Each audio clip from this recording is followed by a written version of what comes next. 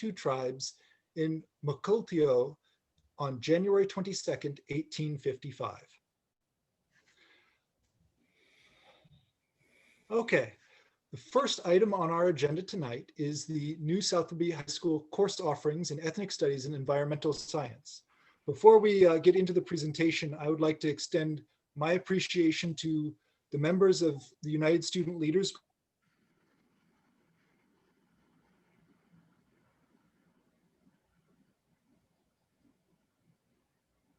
support for the efforts of the school district in this, and also their support in helping design these courses. It's been incredibly valuable to have their input and wonderful to have their support as we work on bringing these new offerings. So thank you very much. Okay, on with the presentation. Thanks, Brooke. I just want to take a minute and thank John Patton for his leadership in this, because he's worked with a group of folks for both of these courses, and he's really made a commitment to moving us forward. So thank you, John, and I'm going to turn it over to you and take it away. Okay, thank you. First, I would like to thank the school board for the opportunity to hear our course proposals for South Whidbey High School. We have a couple courses that we are proposing, two great committees, and I'll do some introductions here in a minute. And you may see some panelists up on the screen, and I'm going to introduce them all shortly also. Again, thank you for this opportunity to implement an overdue ethnic studies class and an overdue environmental science class. But first, before I get started on my presentation, I'd like to introduce a couple students who are USL leaders and leaders in many respects. And I would like to welcome for a few words Jackson Murphy and also Maggie Natras. So Jackson and Maggie, take it away. Thank you so much for having us. We're happy to be here. So yeah, we are students with United Student Leaders, which is a youth organizing group outside of the realm of South Whidbey, but we are all South Whidbey students. I've been working with Mr. Patton on the environmental science class committee, and I'll pass it over to Jackson real quick. Yeah, I'm Jackson Murphy, and I've been working with ethnic studies committee. So yeah. I think ethnic studies is really important, and it is really important, one, for BIPOC students to see their history represented, and two, for white students to understand their privilege and understand why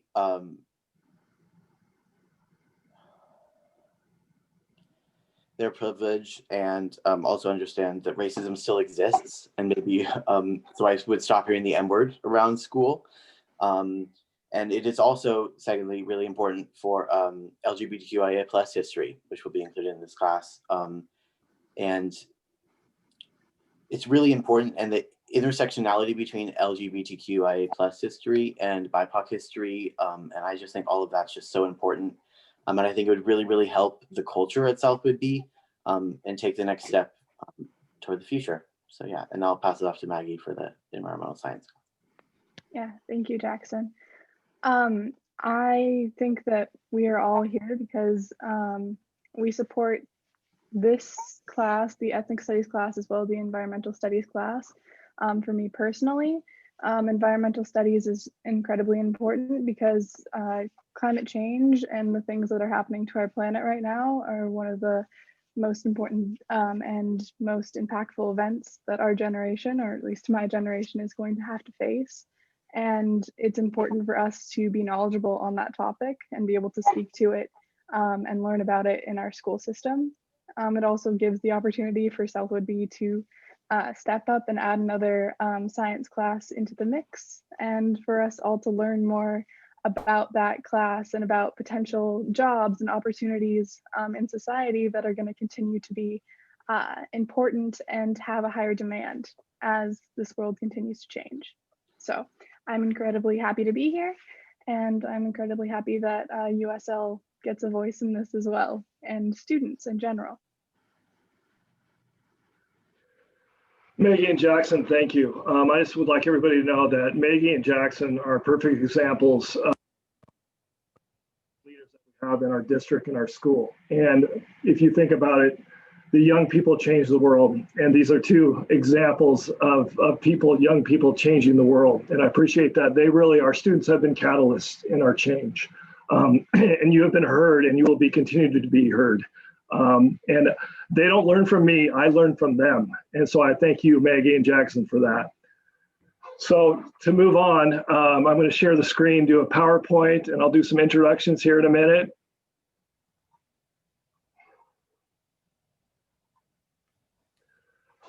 Again, we're here tonight to propose two new courses at South Whidbey High School, an Ethnic Studies course and an Environmental Science course. I just wanted, again, Brooke, you thank the committees, but I also need to thank our committees. We have two incredible committees, two of the best committees I've ever worked with for the 20 years that I've been here. A real great group. Our Ethnic Studies team, I want to say thank you to Jackson, Sammy, Nettie, Kayla, Sue-Ann, Diana, Dr. Vernon, Melissa, Amanda, Colleen, and Paul. It's a great representation of our community, of parents, students, staff members, and again, just a great group, and community groups. One kind of a special introduction who I have on the panel tonight here, it just kind of is a definition of some of the great people we have in our community. I'd like to introduce Dr. Irene Vernon. Dr. Irene Vernon comes from us as a former department head of ethnic studies for Colorado State University. And to have somebody with those kind of credentials and knowledge, wisdom, and experience on our committee has been invaluable. So Dr. Vernon, would you like to say hi real quick? You out there? Yeah, I'm trying to figure out the electronics.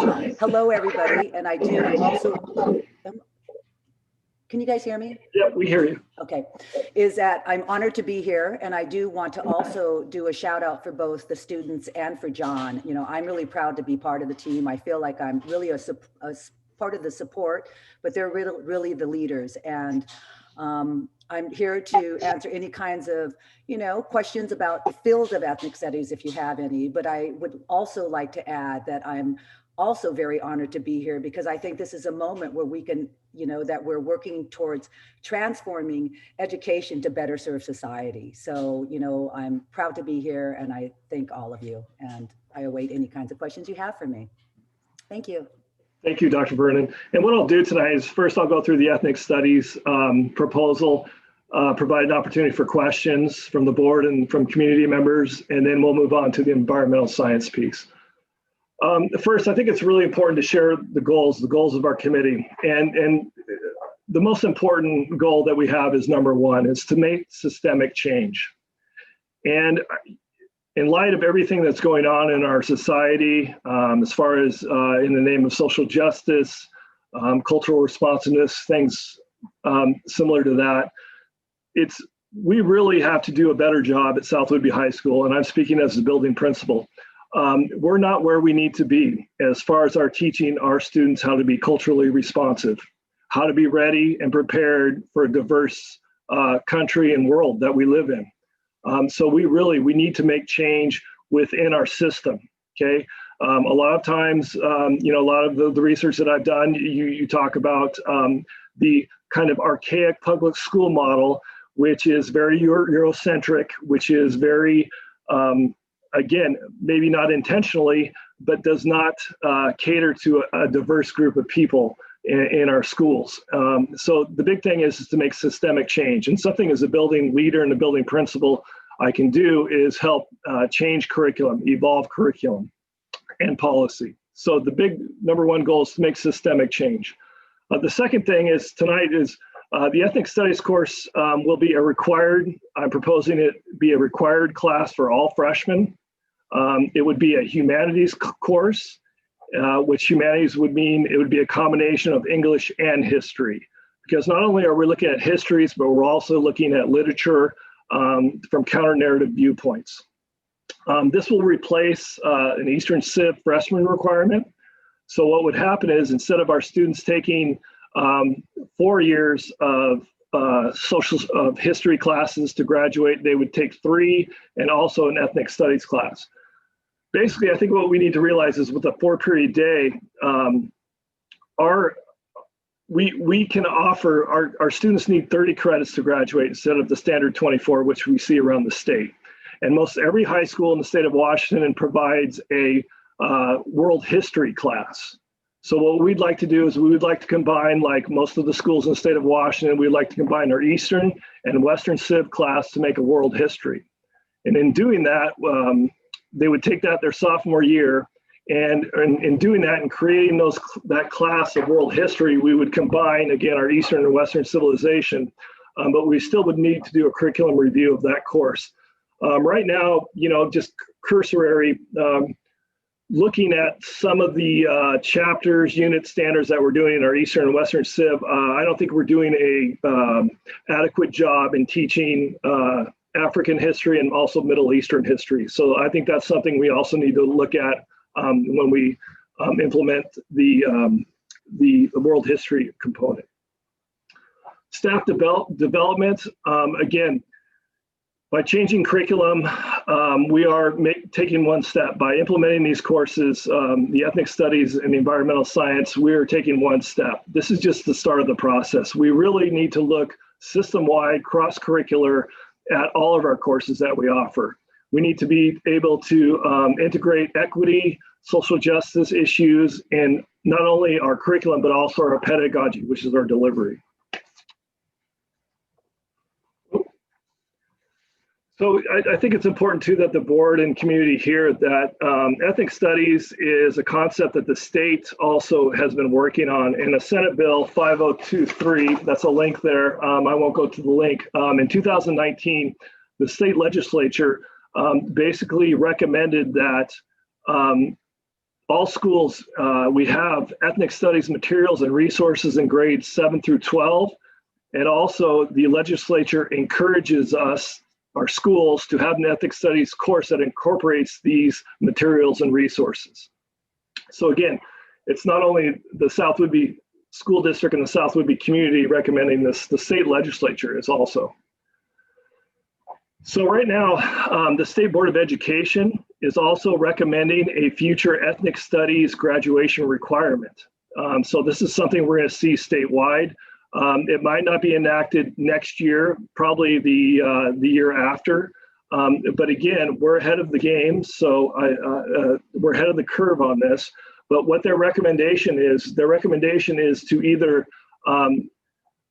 what they call flag a current course in your school, and that's going to address the needs of the social studies or the ethnic studies requirements, or offer a standalone ethnic studies course. Part of the problem is you have to realize too, is most of the schools require, again, 24 credits to graduate. We offer 30. So we have that flexibility within our credits to offer a standalone ethnic studies class. And again, we want it to be that freshman year when our students take it. We don't want students taking it their senior year. We want them to have that lens their freshman year and be able to take it and have that lens throughout their 4-year career here at South Whidbey High School. So OSPI right now, currently there's an ethnic studies advisory committee that I've been attending since early fall. And what it is they're basically creating the standards, kind of the scope and sequence, because they're going to come up with recommendations for resources and materials for schools. And basically, it's a work in progress. They're hoping to have that completed by June, but in September, they want it to be actual policy. So again, I'm kind of keeping track, seeing how they go. Some of the things, you go onto the link that's provided up on the top. They're still continuing with the vocabulary, the definition citations, the key concepts and ideas, which is kind of the scope and sequence, and the recommended teaching learning resources. They have identified the 4 major components of the ethnic studies course, and that's identity, power, community, histories, and civic action. So if you think of it, you can also think of those as the power standards, really the fundamentals, the foundations of the course that they're going to recommend, that they're recommending. Something, you know, I hate saying this, but I've been here in the South Liberty School District for 20 years now. And I really want to thank the school board and Dr. Mocha for creating this policy, the South Liberty School Equity Inclusion Policy. This policy really empowers our district. It empowers our administrators, our teachers, and our community to really focus and be able to implement and change curriculum and pedagogy in the name of equity. Again, it's a very empowering, strong policy.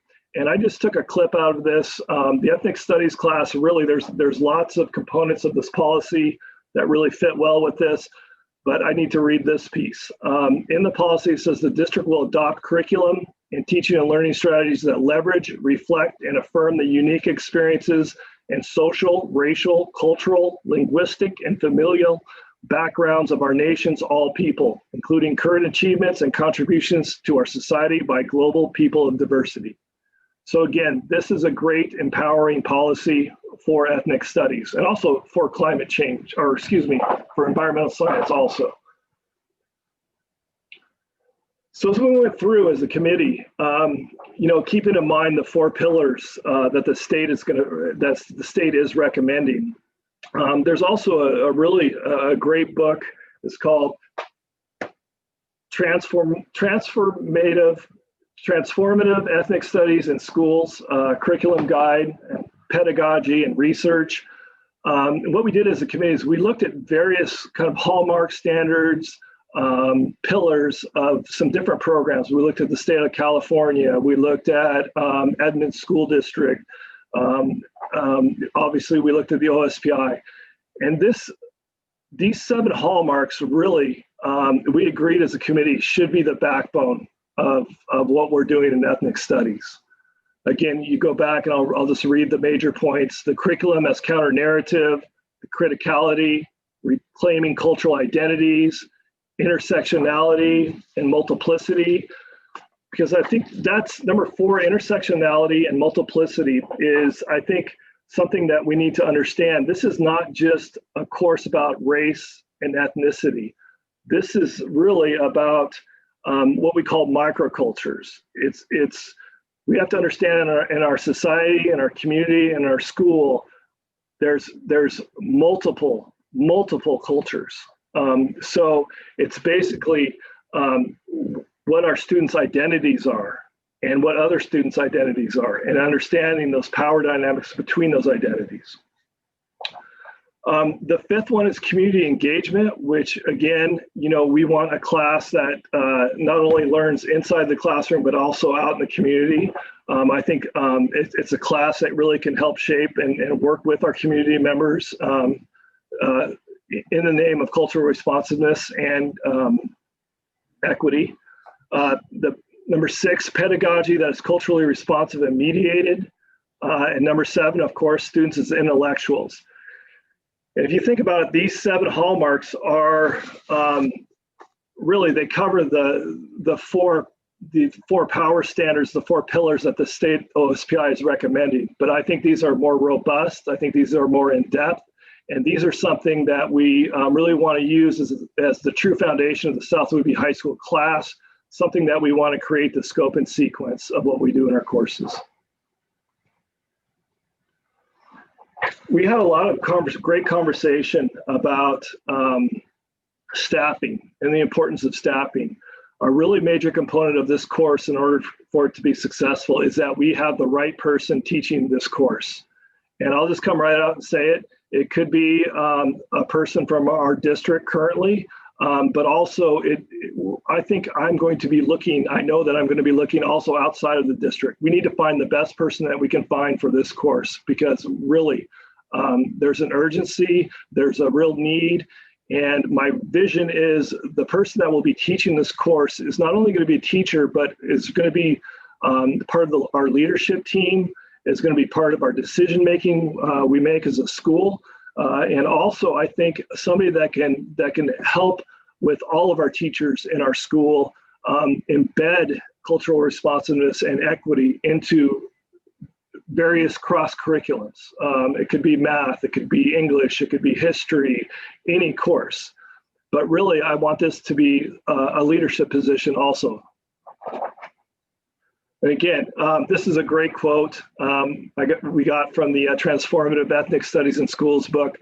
Those who teach ethnic studies need to expect that their identity, as well as students' identities, will become central to their teaching. A person's racial ethnic background does not matter as much as how critically one has learned to reflect on that identity in relationships to race and racism. So we need somebody who really is self-reflective about themselves, their own identity, their own power dynamics compared to other cultures, etc. So that, again, and I've told our committee, when we hire for this position, I would like our committee to be the hiring committee for that staff member.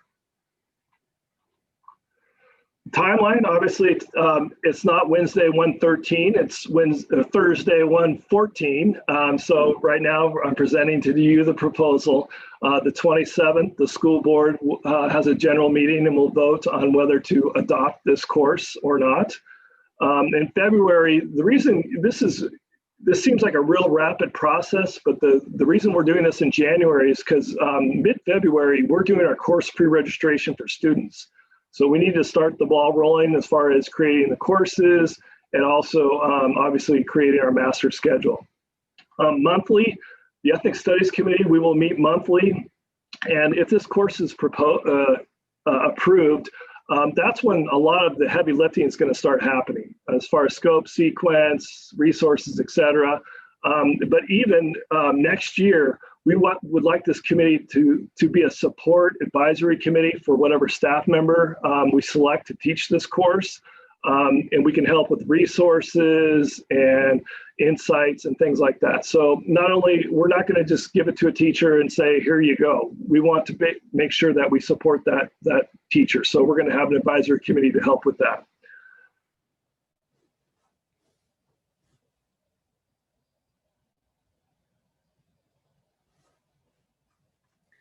And where did John go? I didn't think I lost me. I guess we lost John. He'll come back. I don't know if the board has any questions for the committee. I'm sure that's where he was going to go next, given his slides.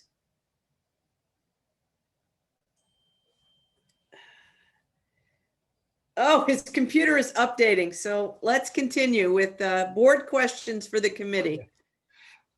I wanted to note that I love that this is looking at a freshman year course. I love that we're coming into high school with this, whether it's first term or second term. I think that's fantastic. I think that's exactly what it needs to be. And I love that you guys went there right away. I'd like to see if any of the other board members, Marnie, Ann, or Jordan, have any input or questions.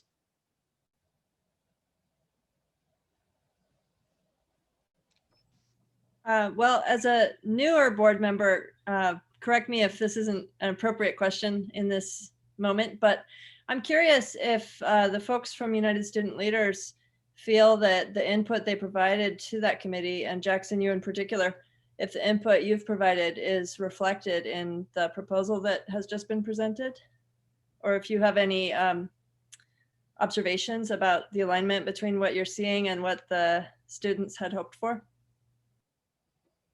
I think it's mostly, yes, represented. There was one thing. I feel very strongly that it should be a BIPOC teacher, but that has not been decided yet. So. Thanks for sharing that, Jackson. And Jackson, to follow up on that, and Maggie as well, what do you feel so strongly about that? Tell me your thinking so we can all kind of hear that and understand. I feel like in this white dominated community, in an ethnic studies class, the BIPOC and other minority groups in that class are going to be looked at by their peers in this class. And I feel like whenever we talk about race in class, I feel like everyone looks at me And I am very comfortable talking about my race, but many of my BIPOC classmates are not, and are very shy about all of this. So I feel like we need to like make them as comfortable as possible, so this can be as effective as possible. So that's why I feel this should be a BIPOC teacher. Thank you for sharing that. I think that's a really important thing to think about, because when humans, are part of a marginalized community, it can feel really, you can feel all eyes on you when you're, you feel like you are the representation, but that's, not the truth. Having those supports is super important. So thank you. I do want to note for those questions and answers coming in, please be sure, I didn't mention this at the beginning of the meeting, but please be sure to include your name and locality with the questions. Just like if this was a public meeting. I will read all questions that come in with the name and locality. I will not read anonymous questions.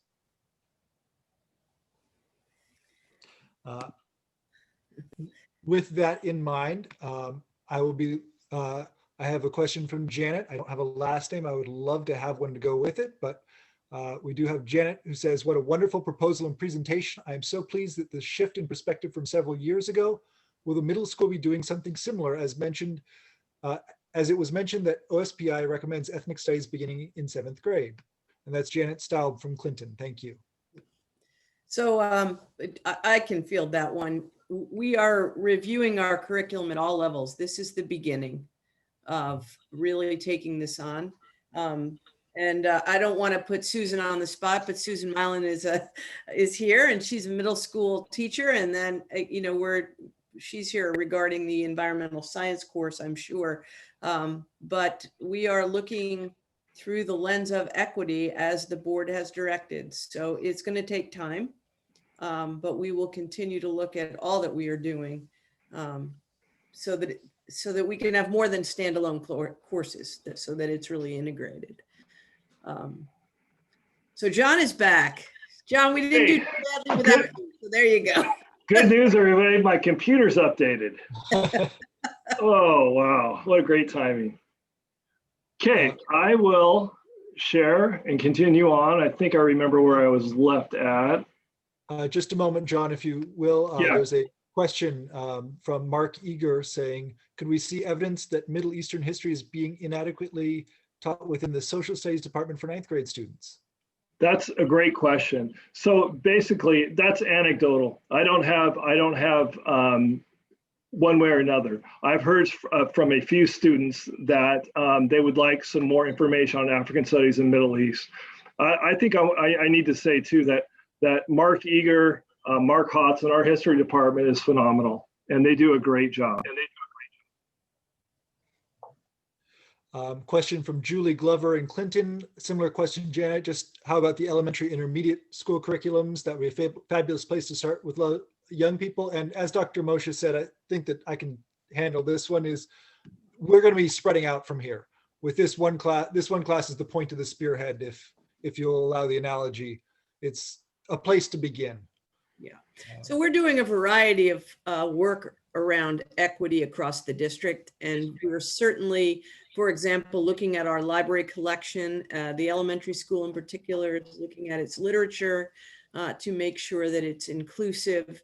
There are a variety of efforts going on across the district. This is one aspect tonight because we are talking about the high school ethnic studies course.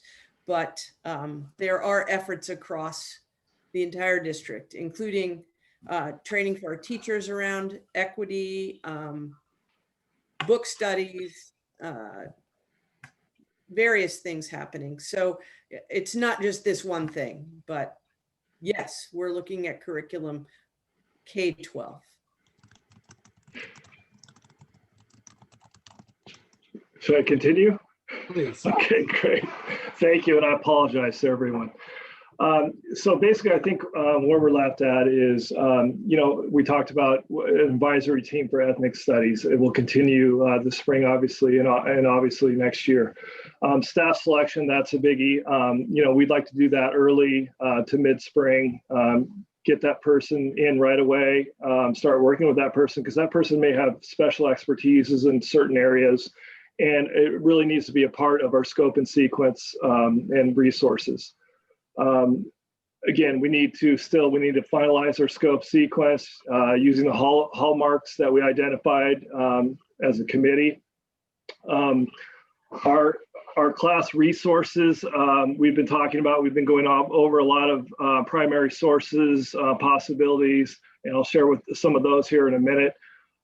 Community partnerships, we have a lot of great organizations. Again, we don't want just to have the class in the classroom. We want to be part of the community, part of civic action and change.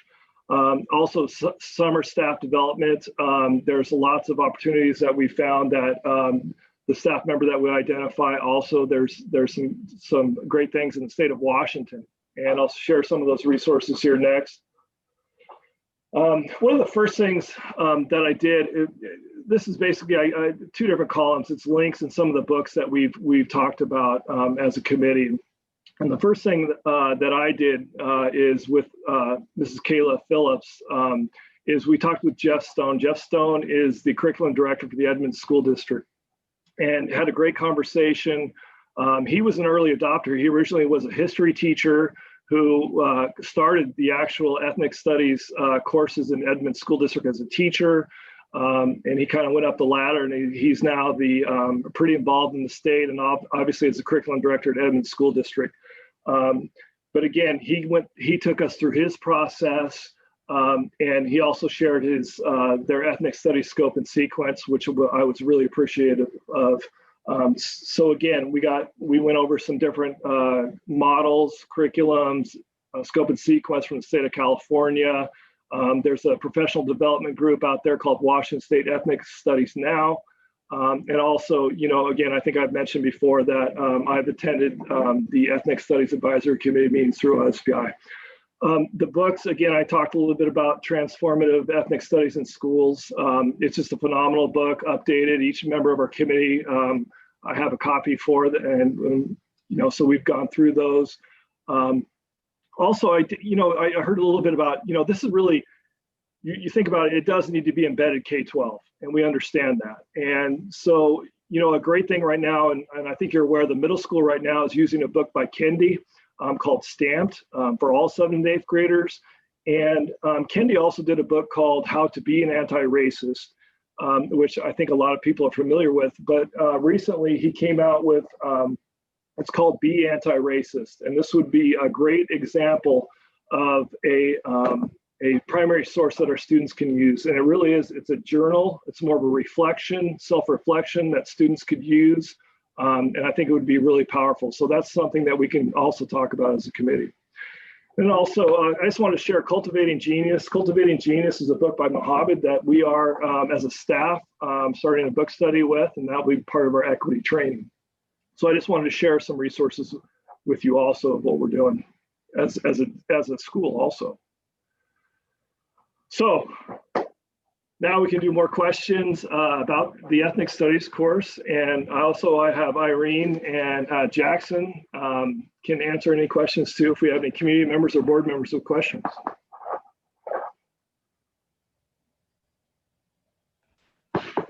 We had a couple of questions. Please, we'd like to.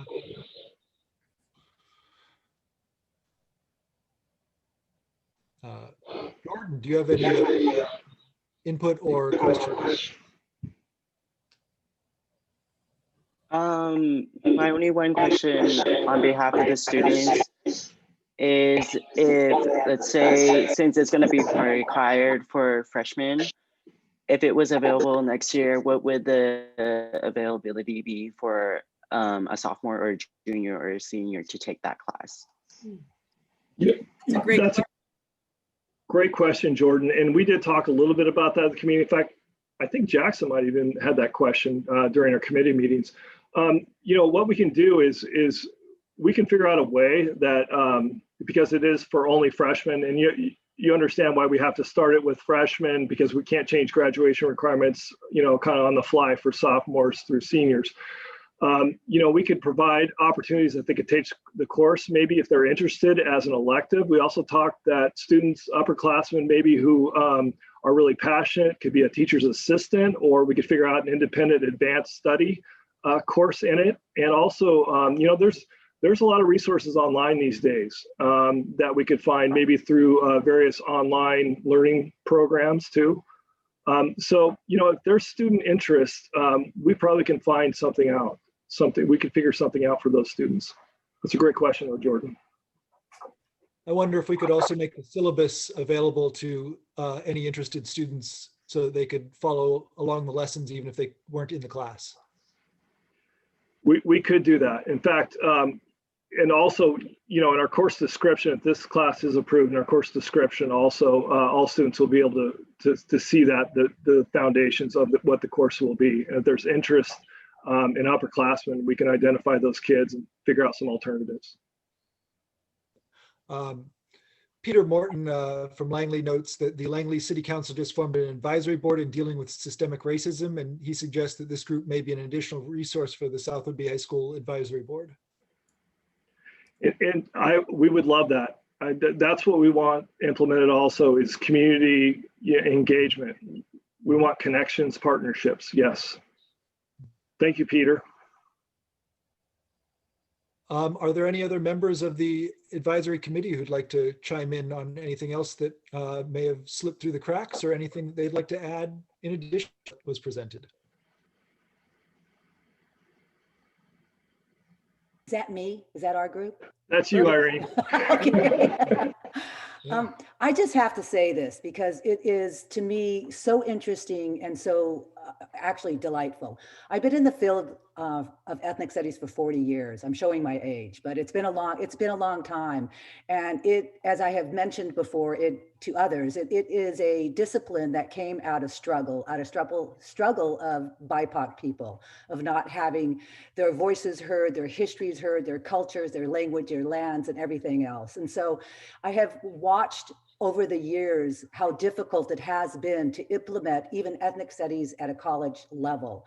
And so to see this urgency, this interest is just absolutely delightful. And and I have to add, I've also seen the benefits to both students of color, BIPOC students, as well as white students. And not only do they both benefit, but I have seen unity that comes from that kind of knowledge. And so, I just highly encourage the school board to really adopt this proposal, because it really has shown to have great benefits to not just society and the students themselves. So I needed to say that. This is just wonderful to see.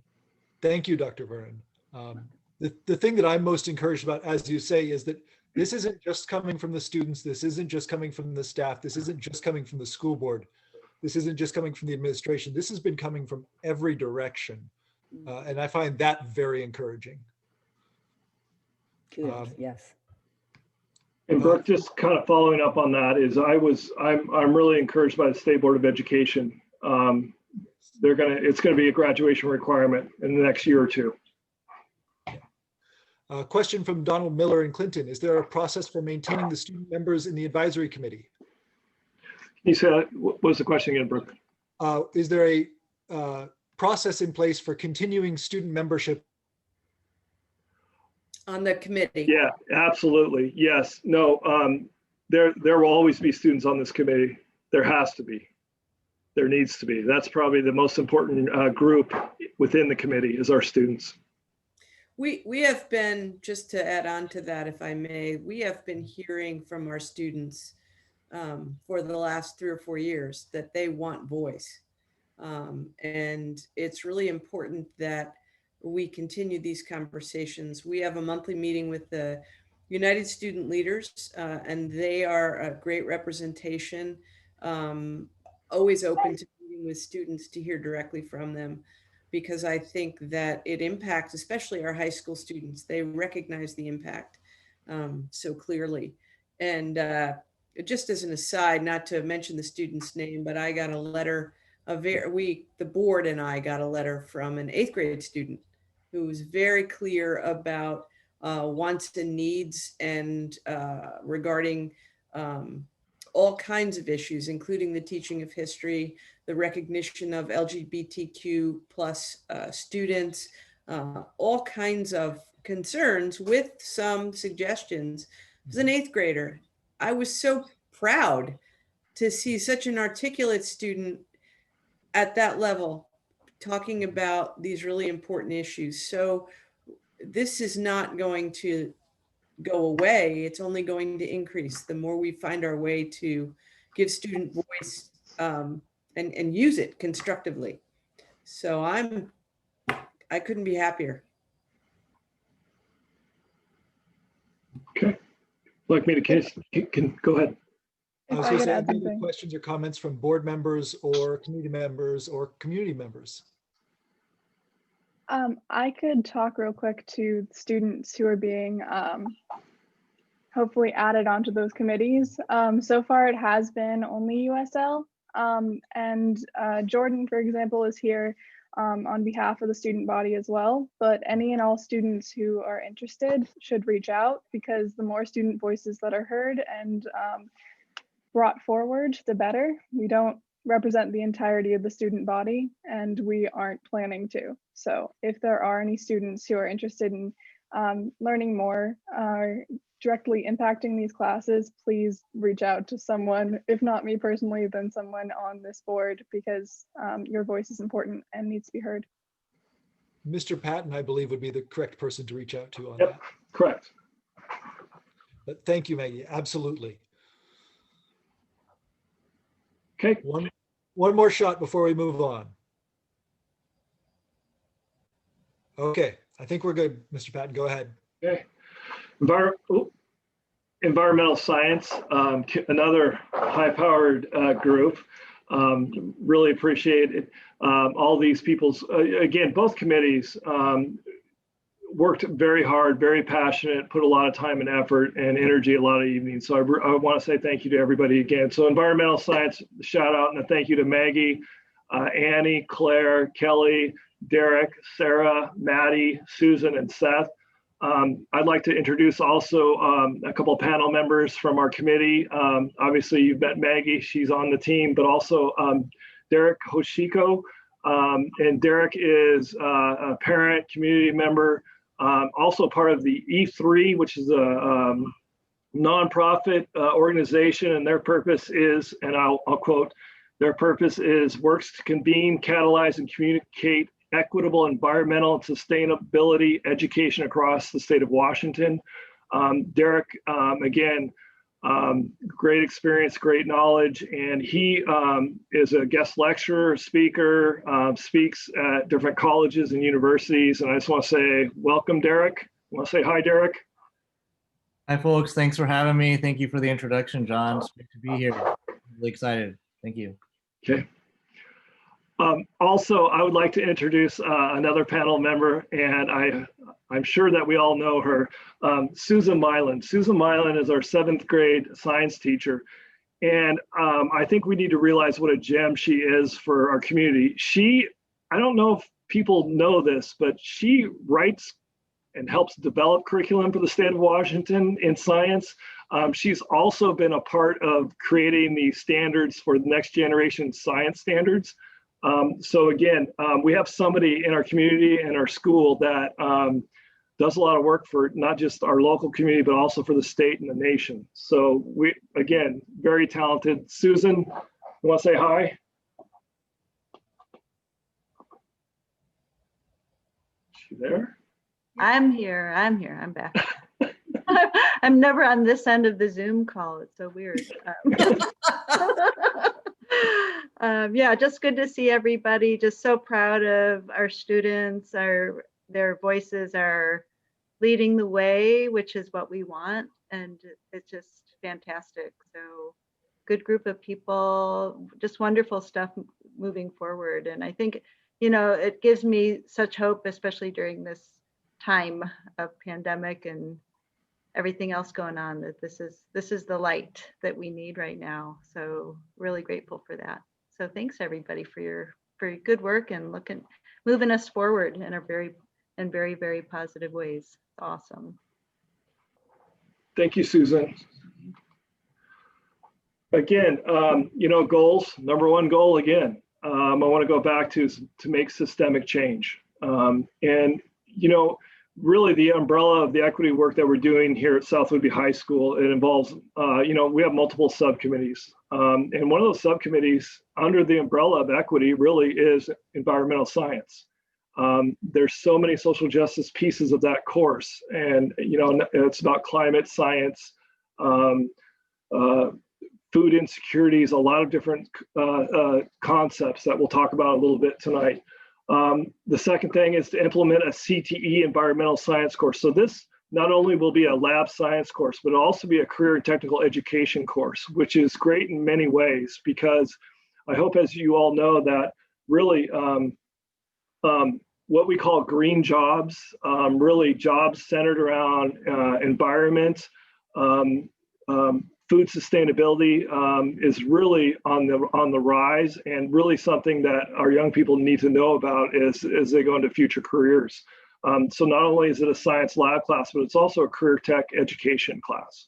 And also what comes with that is enhanced money from the state, and I'll talk a little bit about that here in a minute. Basically, we want it to be an 11th, 12th grade course. We need to have our students take biology and physical science as a prerequisite their freshman, sophomore year before they take that course. It'll count as a lab science towards a graduation requirement. Our students right now need 3 science courses to graduate, and this could count as one of them. It also could be a dual credit, which it also could be a CTE graduation requirement. So students do have that option. A lot of the courses that we looked at around the state also have an advanced placement and AP course associated with it. And that's something we're looking at. That wouldn't be something, if the course is implemented next year, it wouldn't be something that we have next year, the AP component, because really we want to get those students in the general environmental science course before they move on to the AP piece. And also, since it is a CTE course, it's a requirement by the state of Washington that there also must be a club associated with it, and they call it a leadership club. And really, it's something that focuses on activism, civic responsibility, community work, and I'll talk a little bit about it later. But also, right now we have an ecology club at South Whidbey High School, and that would be a perfect partnership and way to go. So we're going to have this environmental science course, but also we will have a club associated with. And you don't have to just be in the course in order to be part of the club, and vice versa. Staff development and implementation of environmental science standards integrated in all course curriculums and pedagogies at South Whidbey High School. I think we need to understand that environmental science, similar to ethnic studies, shouldn't just be a standalone class. It should be integrated in all of our subject areas, cross-curricular K-12. So that's another goal. So again, we need to look at, first of all, implementing an environmental science course, but then also start working on how we integrate those concepts in all of our classes, whether it's math, English, history, science, etc.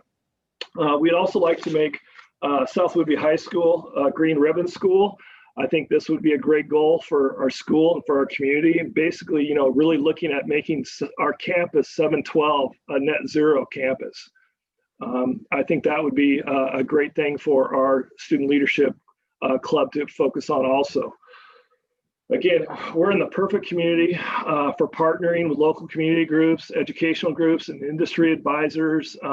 Industry advisors, solar panels, sustainable food, farmers. But I think our community is really rich in opportunities for our students as far as partnerships.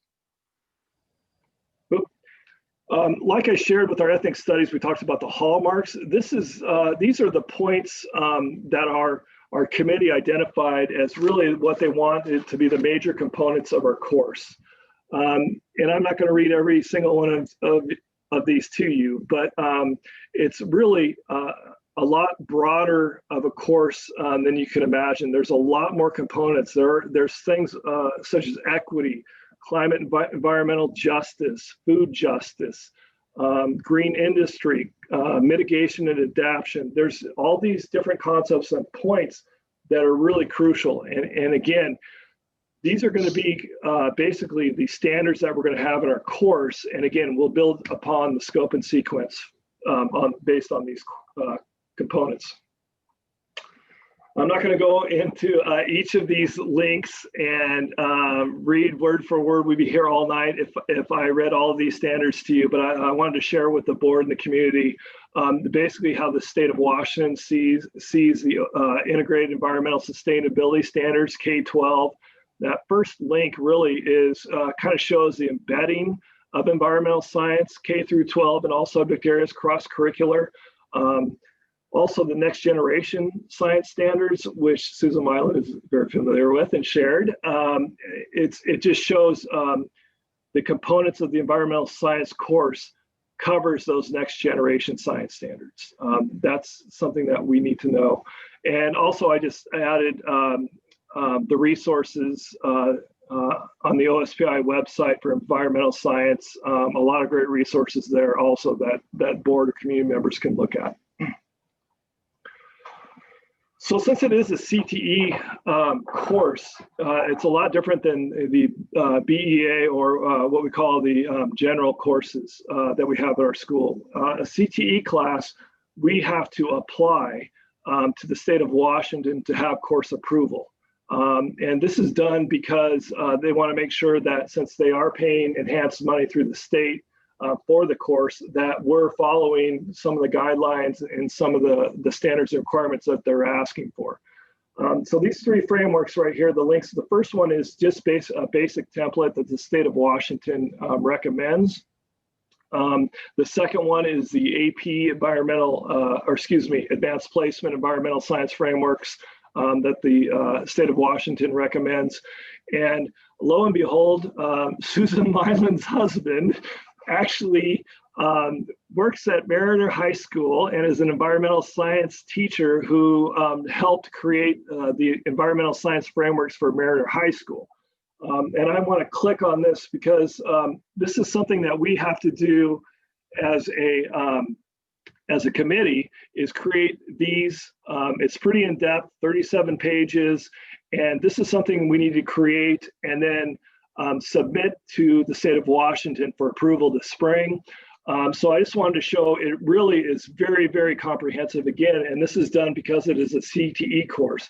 And it goes through and talks about all the standards and all the cross-curricular learning standards, the E-learners. It is a pretty large document.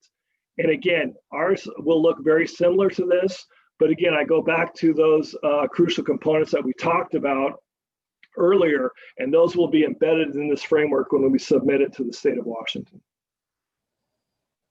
Susan, do you have anything on you want to talk about on the, sorry.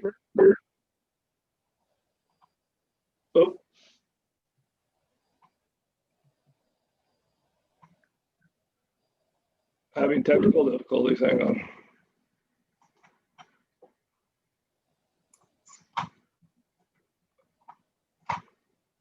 You can ask my committee members. They know that I am Zoom shared screen challenge, so I apologize for that. So anyways, I want to go back to the Mariner High School Environmental Science Framework. Really is, it's going to be a lot of work. And again, if this course is approved by the South Louis School District, that's when, again, the heavy lifting and the work needs to be done. The timeline, again, today is Thursday, 1/14,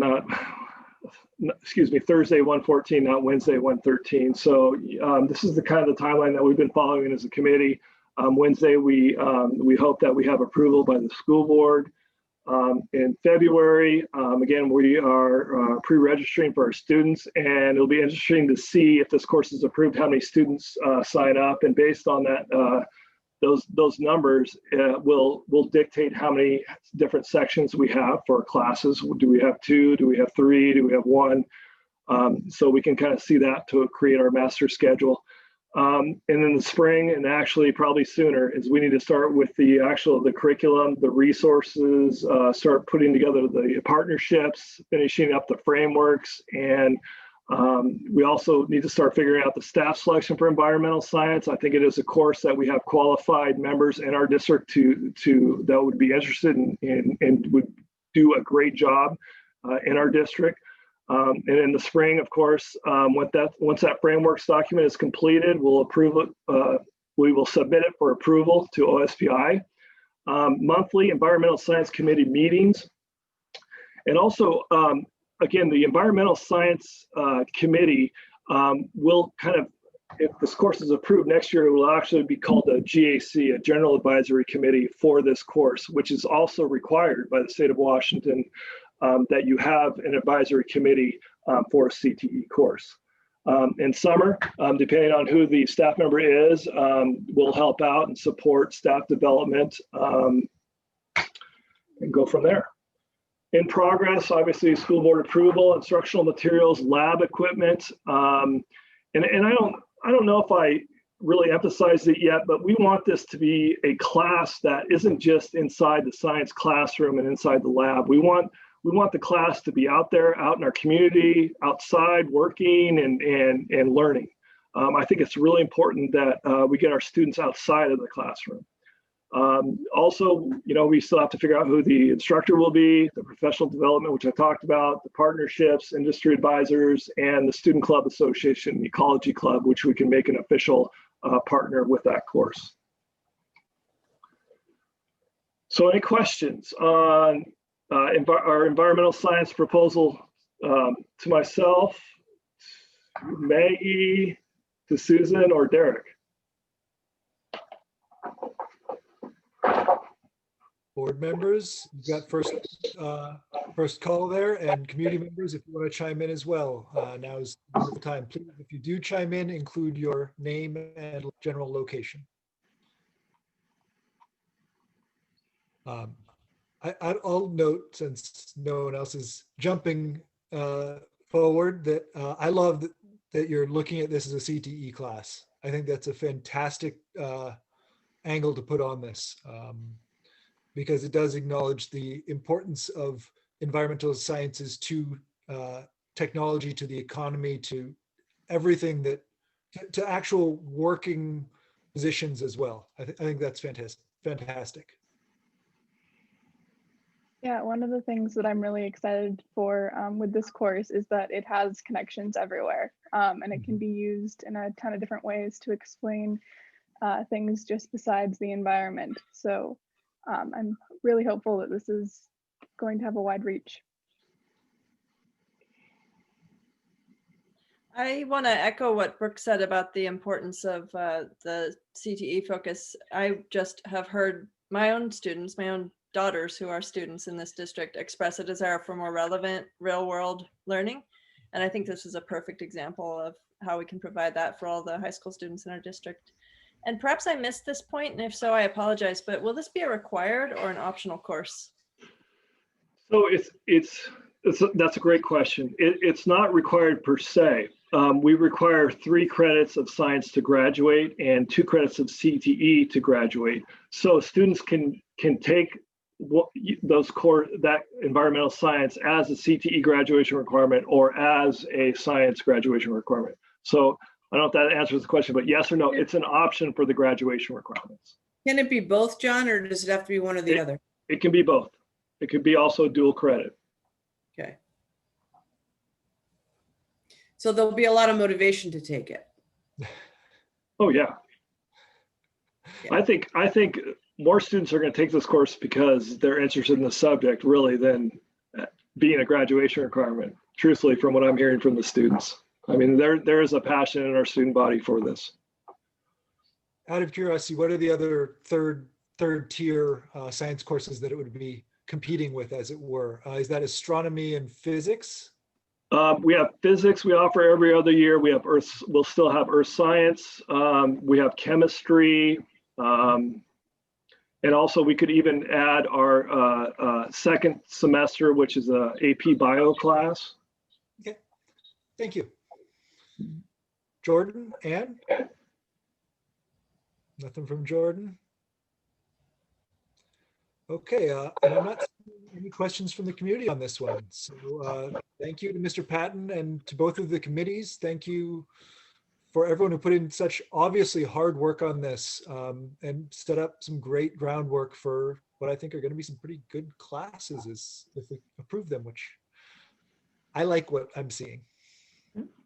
Or can I just say, I just need to say one more time, thank you to all the committee members. Again, they made this possible. They've worked really hard and I really appreciate it. And again, the students for being really the catalyst of all of this. And I apologize to everyone for my untimely update for my computer. Thank you.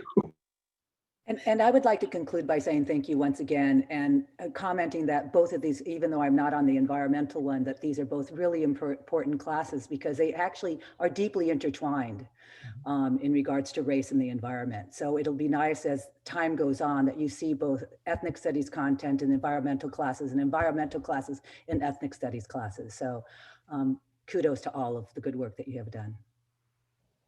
Thank you.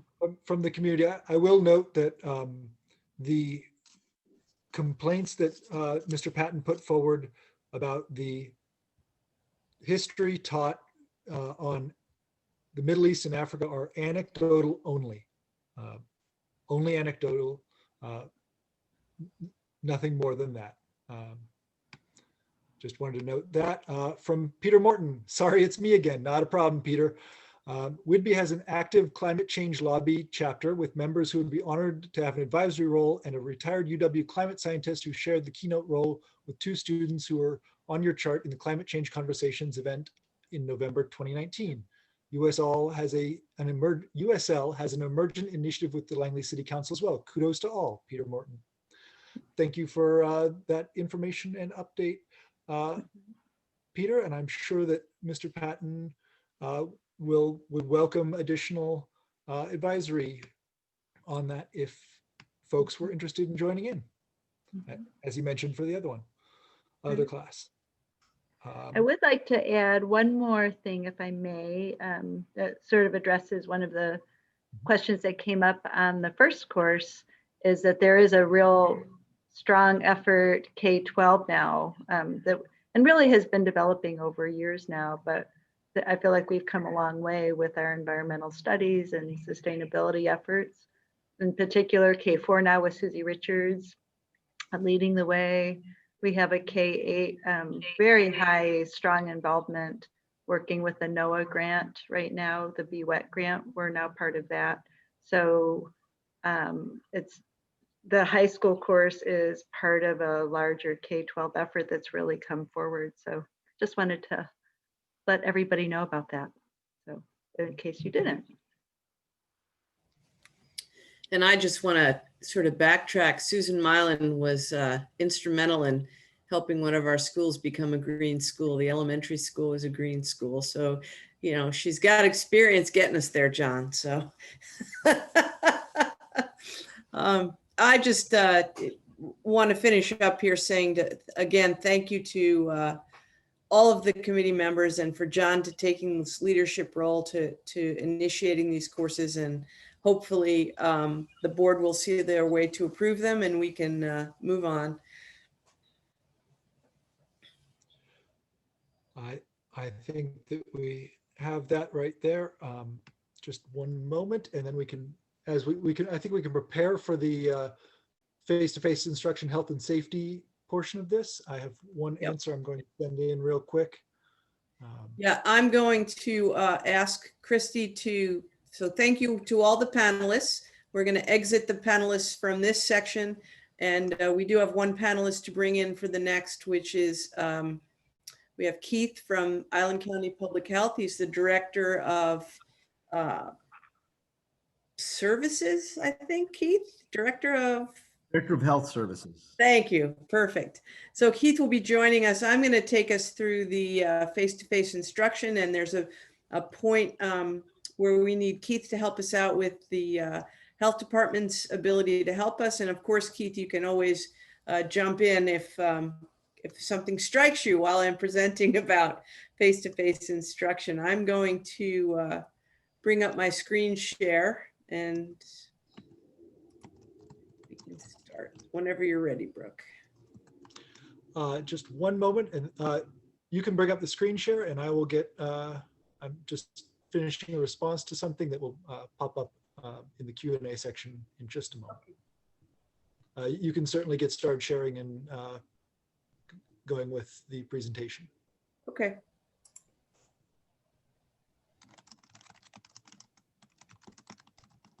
If I may read one comment aloud, Janet Staub.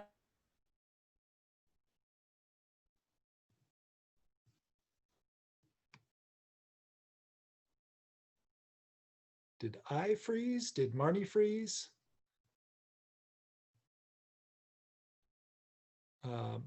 Marnie, you may have frozen. I know that my lights are flickering. I don't know if other people's are as well. It looks like Joe's power went out.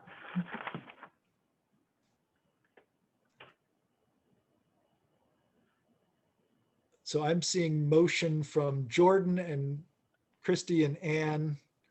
And Yeah, I'm okay. Okay. And that's it. So it looks like we're still here. Attendees, Lindsay Krug is noting that it is flickering here in Langley too. So we may lose some more people.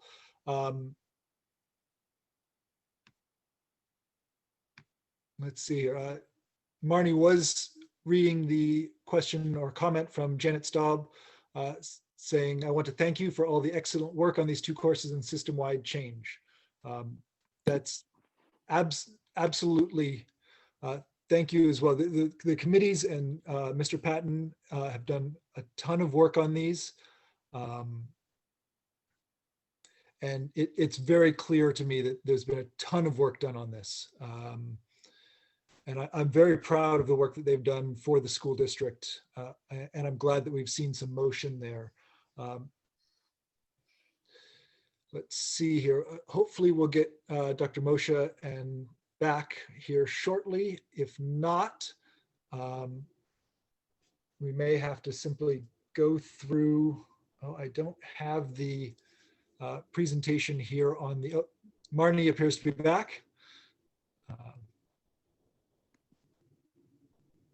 Yeah, power flickered for several of us, Marnie, including Dr. Moshe. So we're going to wait a few minutes to see if she can get back. Keith, I'm sorry, I missed your last name. I would address you by it properly.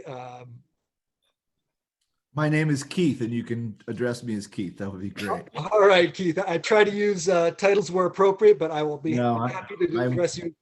I'm casual school. Thank you. Okay. Marnie, I did read the comment from Janet, so thank you for that. Thank you. I don't know how much, I'm assuming you're here, Keith, to add on to the presentation rather than give it, and that we should absolutely wait for Dr. Moshe on this. Yes. So my understanding is that your board this evening are going to be talking about a reopening plan. Yes. We have been involved in the middle of conversations with all 4 school districts that serve Island County residents, providing guidance and support. I believe Dr. Moshe invited me this evening to help answer some questions about case rates and risks of transmission of disease in schools as you reopen, about mitigation measures, all the technicalities of your reopening plan. And that's why I've agreed to join your conversation tonight. Wonderful. I've just gotten a text from Dr. Moshe saying that she lost internet and she's trying to reconnect. And here we go. There's Dr. Moshe back. So thank you, Keith, for a little more detail on what you're here to do. And absolutely, he will be giving current numbers in the course of this. Yes. Yes. So sorry, everyone. I lost power here. Luckily, it came back. All right. All right. And we're all set for you now. Thank you. Okay. Wow, that was disconcerting. Sorry.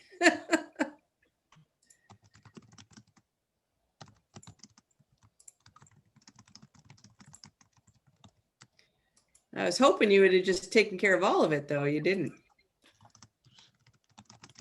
All right.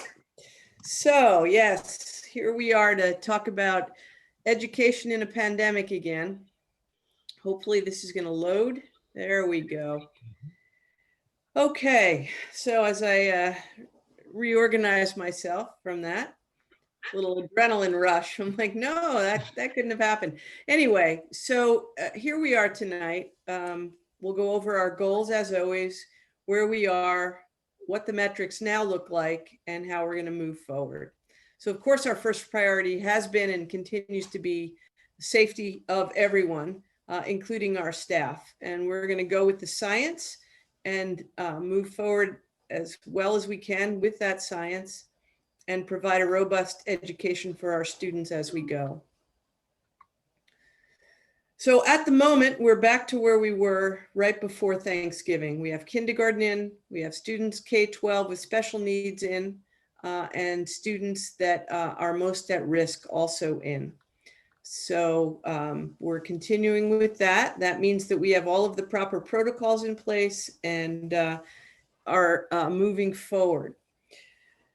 So I'm not sure if you're aware of this, but the governor put out new information on how the state is now going to be phased in terms of returning. And there are two phases, phase 1, phase 2, and now we're in a region.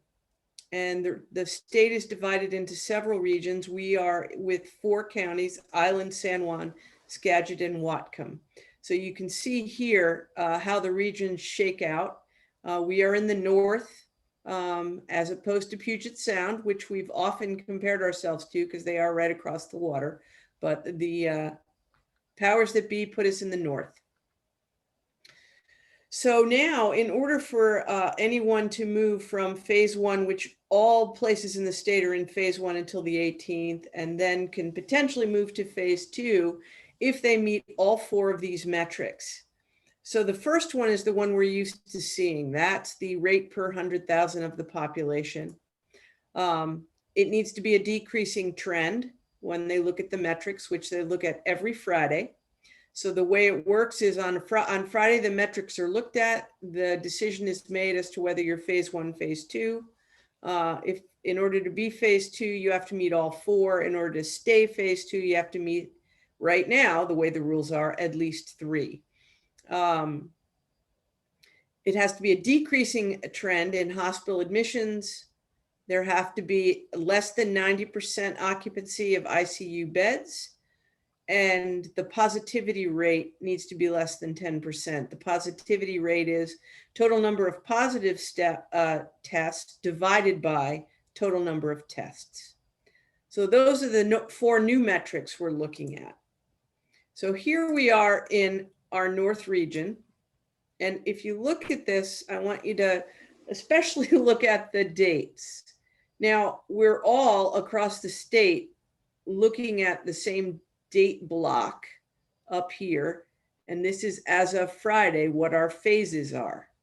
So in our particular case in the North here, our positivity rate is 4%, which is below the 10 that we saw. So that's a positive one. The ICU staffed beds, that light blue means that it's decreasing or low. So we're good there. But this hospital admissions is high. The 14-day trend at that moment was declining. So that was good news.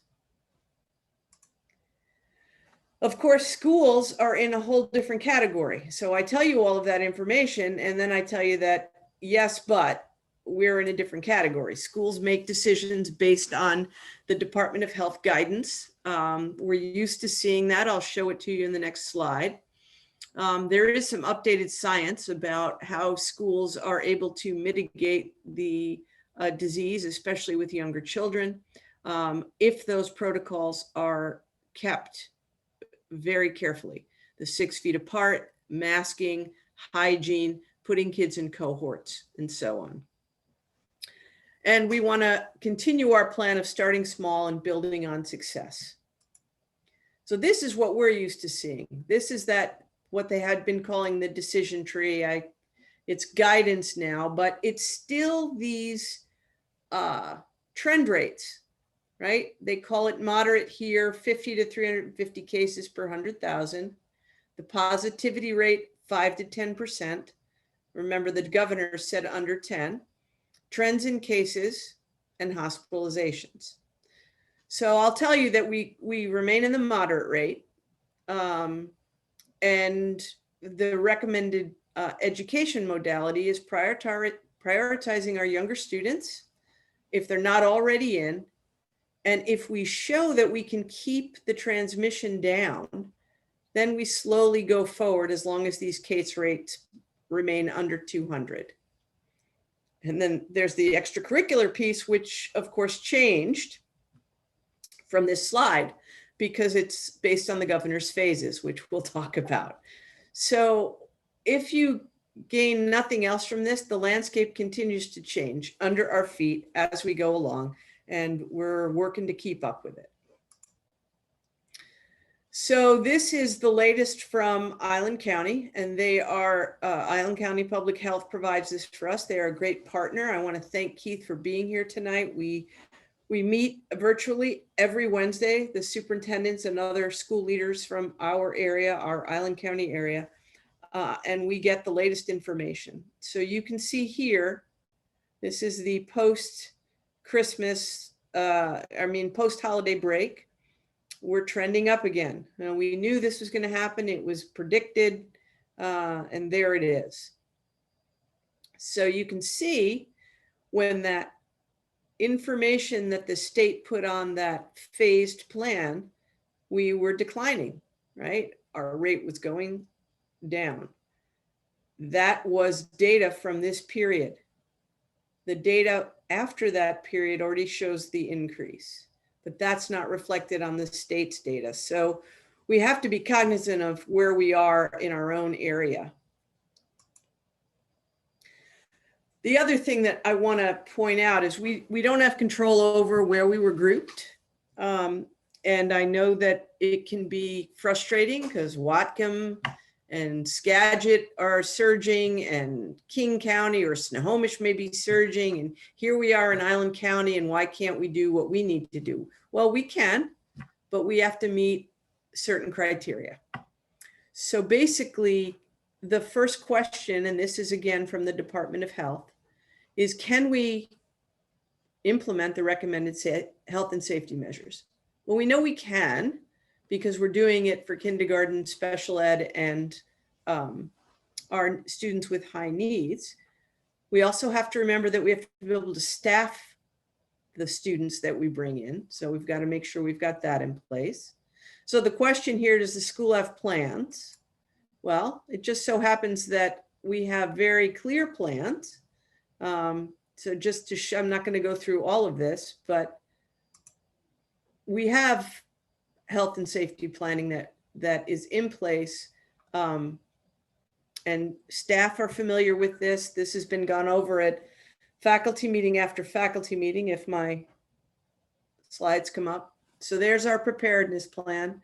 So you can see that it covers all of the issues that we want to make sure we cover. The health and safety precautions, what do symptoms look like? What do we do if there's a case in school?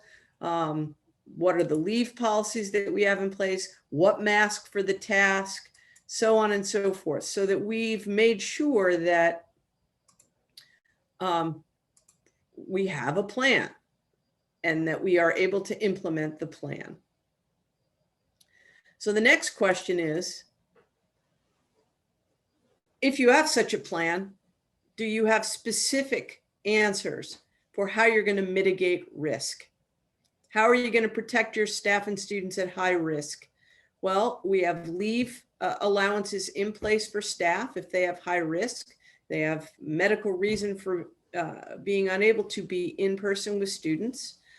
We also have a process for ensuring that students who are at high risk have access to learning remotely. We have worked out our transportation so that we have appropriate drop off and pickup of students. Staff and principals are working on plans for as we get more students, which doors will they go in, how will they be greeted, who will make sure that They've done the appropriate health attestation. And if they didn't do that health attestation, is somebody there to take their temperature and look for symptoms? So we've got the transportation down.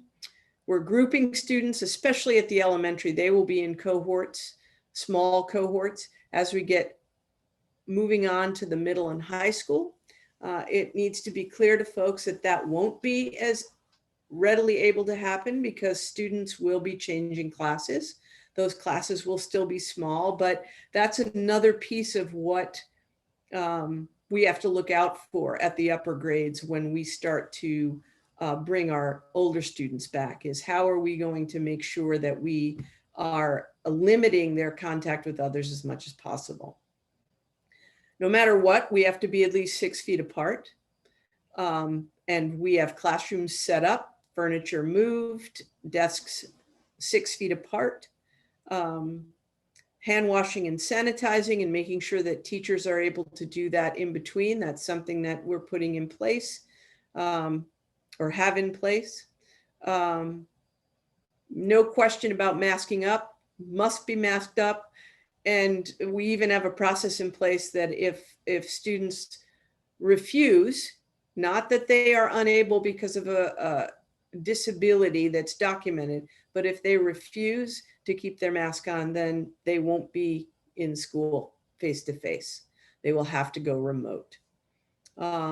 Increased cleaning and disinfection and ventilation. We've looked at all of our ventilation across the district, and where ventilation is potentially inadequate, we are placing appropriate ventilation system in those classrooms. The elementary, for example, the North Campus, all the HVAC was redone. So we're not concerned about the ventilation at that level. And teachers and again, principal, teachers and staff are making plans, for example, for where students will eat, because when they eat, they need to be apart. They have their masks off. We need to be ready for that. So the next part is, are you ready to monitor and respond? So again, this is something that we need to be really clear on. We should expect that COVID will happen. There will be times when we experience COVID in school, and we need to be able to respond to that. Identify the students and work with Island County Public Health on what that means.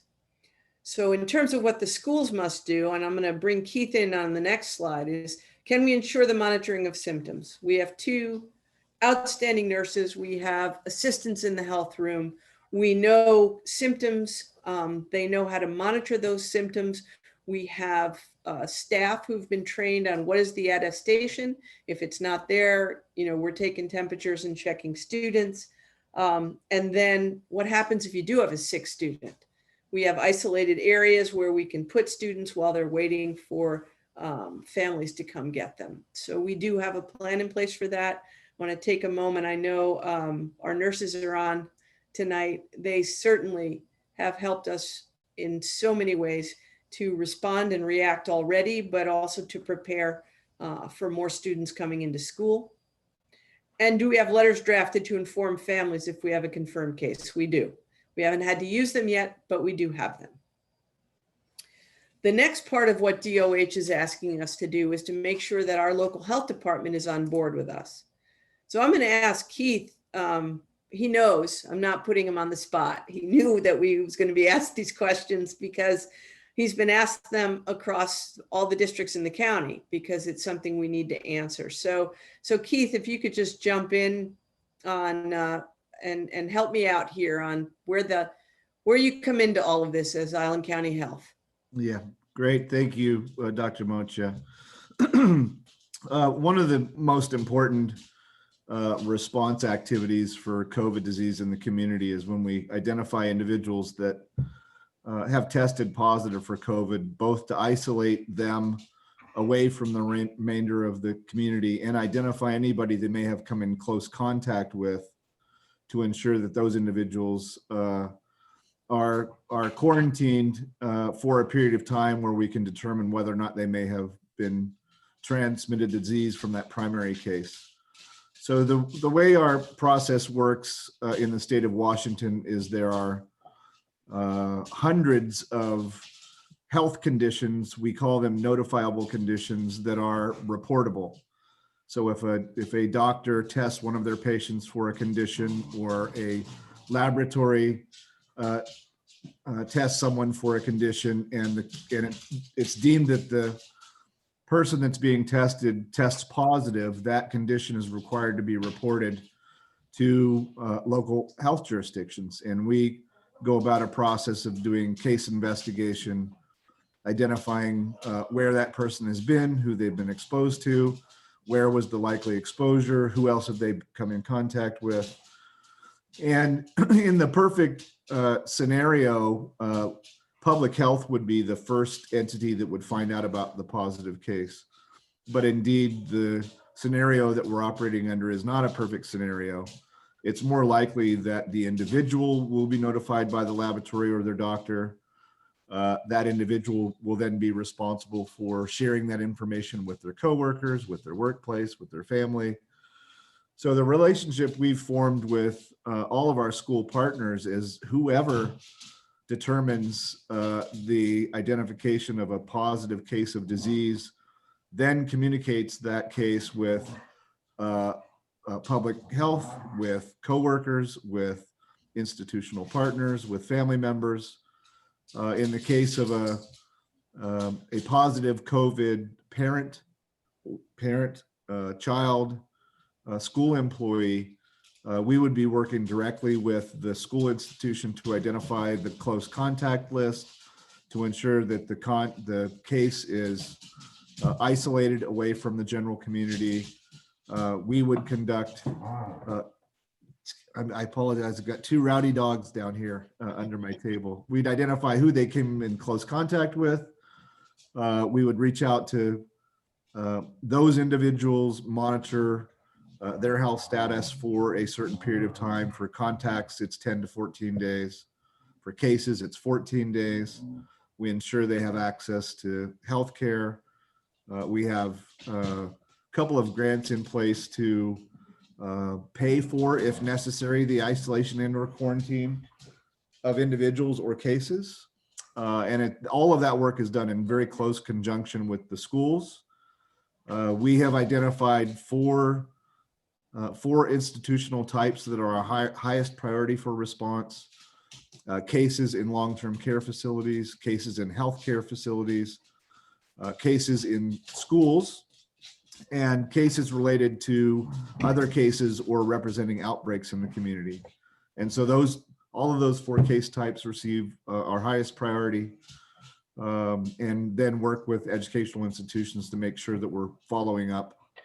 A couple of points without being too verbose in my response. One is that we have, since the beginning of this year, created new working relationships with all educational institutions in Island County, where we talk regularly, we call each other, we share ideas, we share thoughts, we're on a weekly call.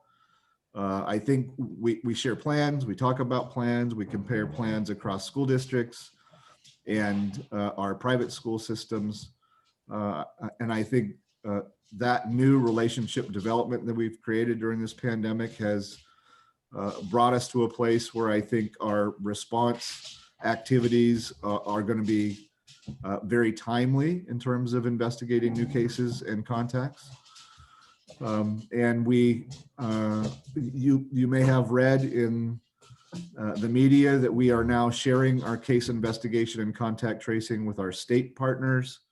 That's not a bad thing. It doesn't change the relationship with my staff and school staff. It provides some backup capacity while we're adding additional staff to our department. So that's my response, Dr. Moshe. If you'd like more detail on any one of those elements, I'd be happy to provide it.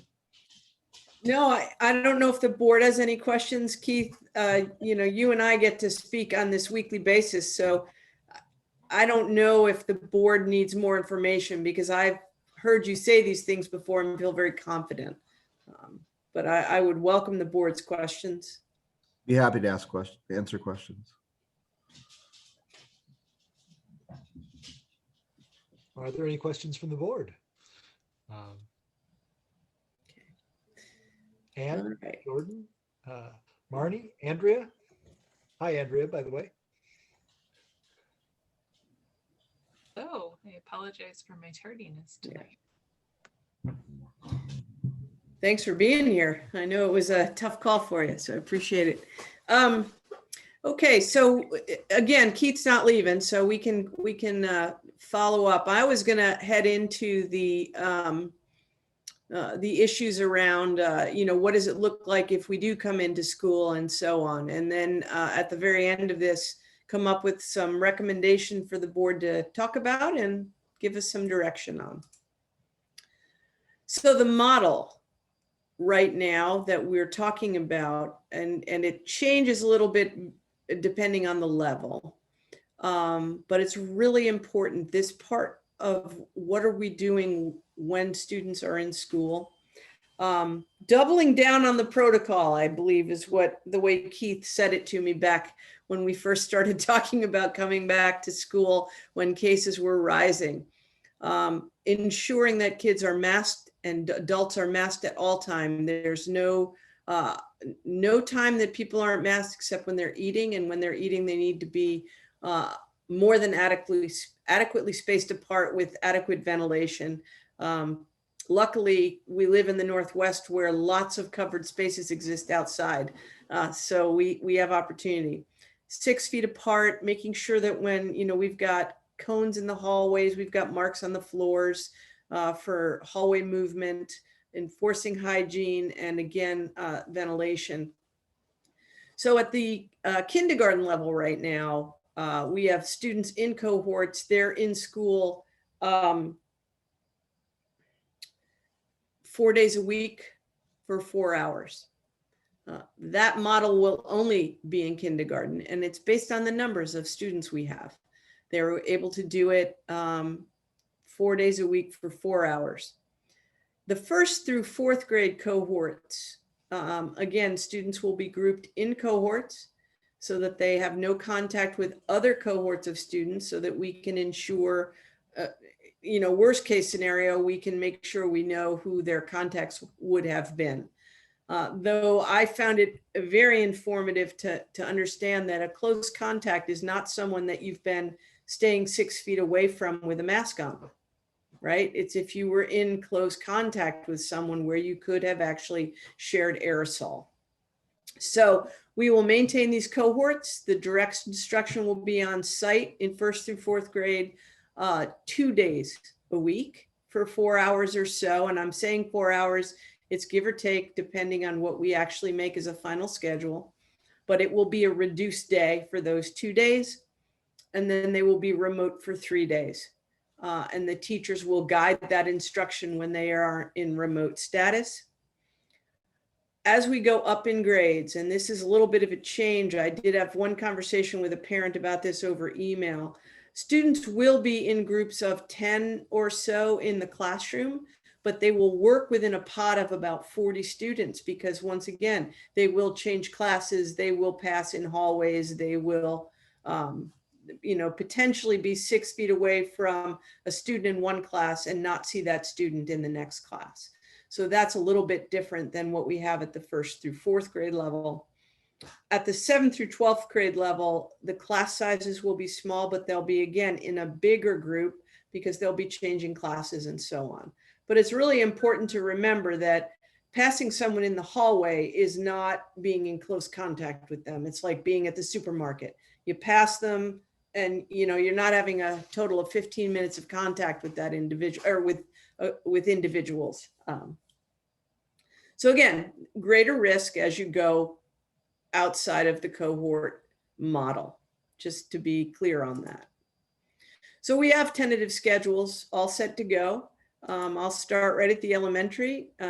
Susie sent this out to families so they're aware of it, but essentially we would set up a 15-minute window of parent and bus drop-off. Most people will be wanting to drive their student to school. So we will have buses running, but it's not a lot of ridership right now. They'll get off, be checked by someone, whether it's a nurse or one of the paraprofessionals or a teacher at the door, for an attestation on their health that the parent fills out, basically saying, I verify that I checked my student for symptoms and they don't have them. If they don't have that attestation, they will be checked. They go to their classroom. They have work time. They rotate through a lunch and recess period of about 30 minutes total. And then in the afternoon, some outdoor time, hopefully, and then onto the bus. And they'll do that 2 days per week. We will have a cohort group of A, for example, on Monday, Tuesday, and B on Thursday, Friday. So that's how the elementary would look. The South Campus, it gets a little bit more detailed. They're going to be, again, we're trying to really, we are working very closely with staff on how this is going to look, because it gets much more difficult to have students in remote status while students are in person. So are we actually going to record those Zoom classes and the students that are in remote status watch them at a later time, or do they actually come in live and they're doing two things at once? That is yet to be determined in completely, and we have time, but that's the difficulty, right? It's really, I can't emphasize enough how difficult the work is for teachers now. They are preparing and providing lessons remotely, and they're recording them, and they're prepping for them, and so that alone has been full-time work. So now when we talk about, I'm going to bring students in, I'm going to have a group A on 2 days a week, group B on 2 days a week, and group C, or group R in this case, as remote only, figuring out the logistics of how you make sure you give attention to all of those groups. That has been the work. And you'd think we'd all figure it out together as school districts and just do it the same way, but that's just not the way school districts operate. It's too difficult because we have very different schedules. You know, this particular level works on a 6-period day. So how do you do 6 and 4 periods? Well, you have to figure that out because you're not doing that. You're not going to have, 6 30-minute periods, then nobody gets enough of anything. So how are we going to do this, and what will it look like? Where will our electives be? So we move on to the middle school 7-8. Again, it's big red letters. This is tentative. Similar, cohort A, cohort B, and then in this case, C is remote only. So in this model, which is not finalized, we would see these students live, and then we would be Zooming. A would still be in, but then A gets attention just as group A with the teacher in person, and then they're in the Zoom with the kids that come in on Thursday, Friday, and the kids who are remote only. Again, is that how the final one will look? It may or may not, but that's the current thinking right now of the best way to do this and still have teachers maintain their sanity, because it's a lot. It would be ideal. It would be wonderful if we could have a teacher do remote and a teacher do cohort A and a teacher do cohort B. That's just not the way it's going to work out. There's no staff, not enough staff anywhere for that.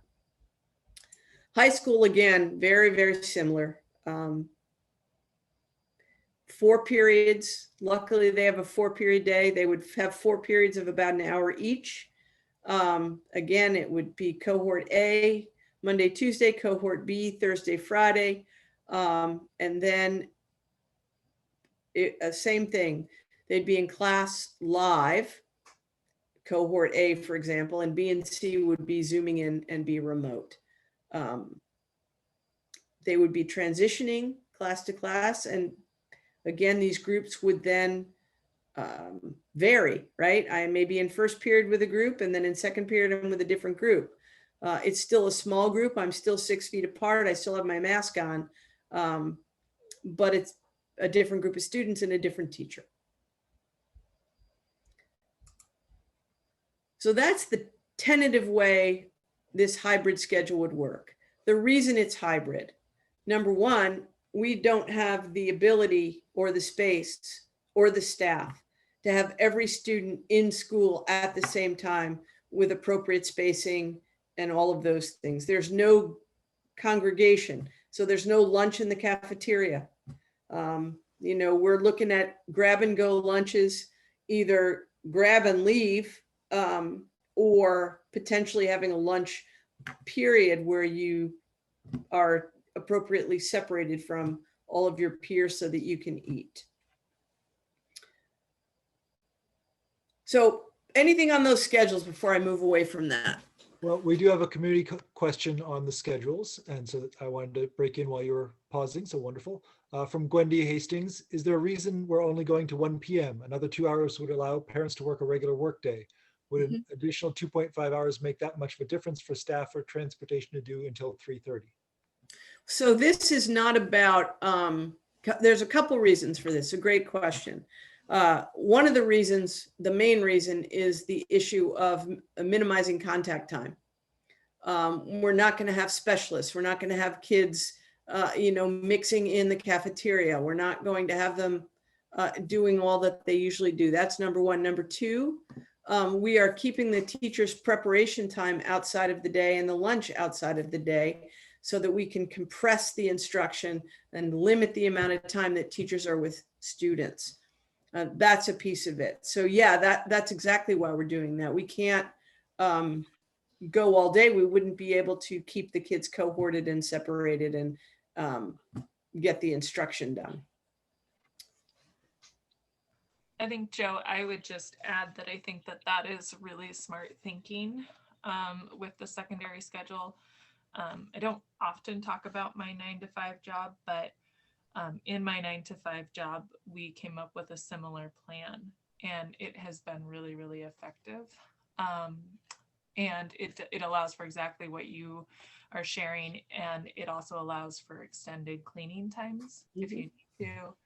And the students that I have worked with on that schedule really appreciate it because they feel like they're getting enough.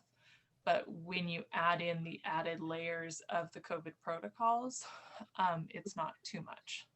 Yeah. Easier to wear a mask for 4 hours than 6. Well, that's a piece of it too. That reality of expecting anyone, including you know, our students, to be in a mask for 6.5 hours.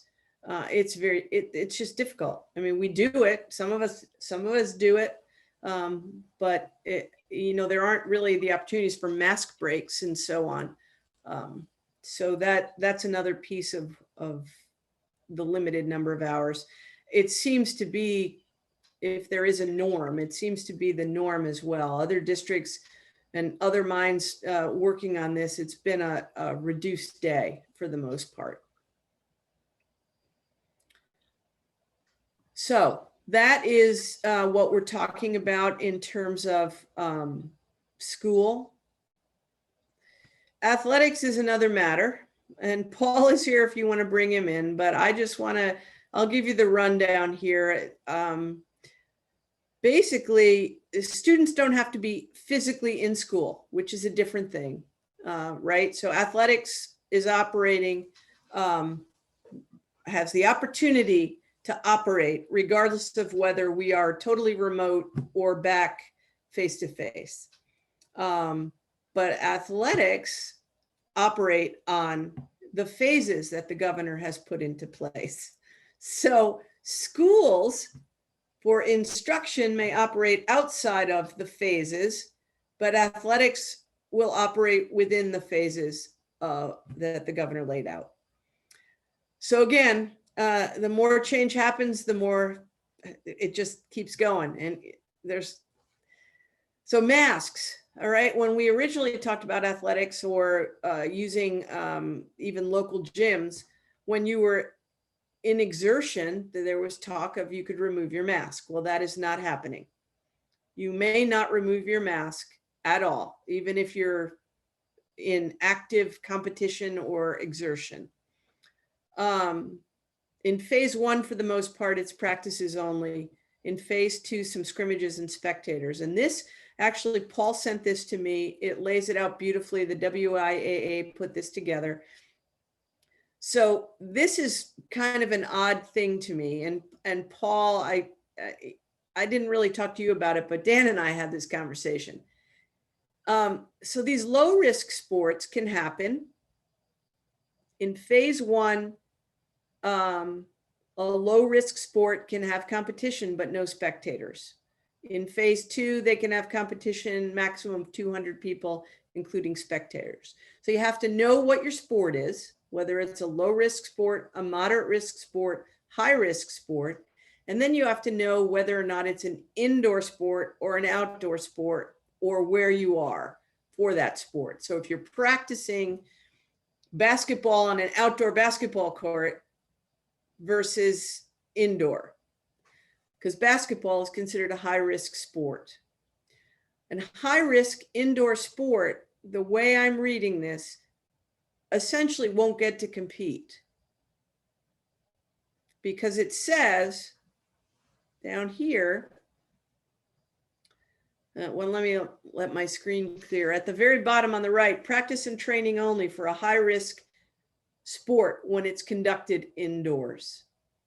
So I don't know all of the answers. Paul is much more well-versed on athletics, and I'm going to let him chime in here about this phase 1, phase 2. And right now we're in phase 1 and sports are supposed to start mid-February. So Paul, just a quick, not your whole speech, just the. Hey, Joe, thanks. And to answer your question about the basketball, we were told that this is a living document. It is very recent. There will be some adjustments. They have not figured out basketball yet for that. There will be an opportunity to play basketball. What and how will make that possible is yet to be determined to some degree, but there will be an opportunity. Yeah, as of right now, our league, the Emerald Sound League, we are looking at starting February 15th. The WIA recently put out an available start date of February 1st. There are some regions, again, we're talking in regions now, and leagues that are starting that date. The WIA has given the leagues autonomy on deciding when they want to start and what sports they want to offer. The WIA gives a suggestion, but that's all it is as far as what sports and when it starts. Our league of 14 schools has decided to start on February 15th. Football would start on February 10th because you need 10 practices. The other sports only need 5. It would be a 7-week season. The second season right now would be a 6-week season. The third season would be a 7-week season. We might adjust that to try to even that out. It would end on June 19th. So that's a little bit after the last day of school, but we think, if kids can't stick around or not going to stick around, we understand that. But we think our students, athletes are going to want to finish whatever season that is. We are currently planning on starting with the fall sports, traditional fall sports, which would be football, cross country, volleyball, tennis, and girls soccer is what we have planned right now. Again, we are working with the metrics. And South Woodby's in a unique situation for our league, as we are the only school that is not in the Puget Sound region. We are in the North region. So our metrics could be different and significantly different than the rest of our league. Joe and Dan and John know that in my communications, as I've told the board, I'm going to work to get our kids an opportunity to compete and play the sport they love.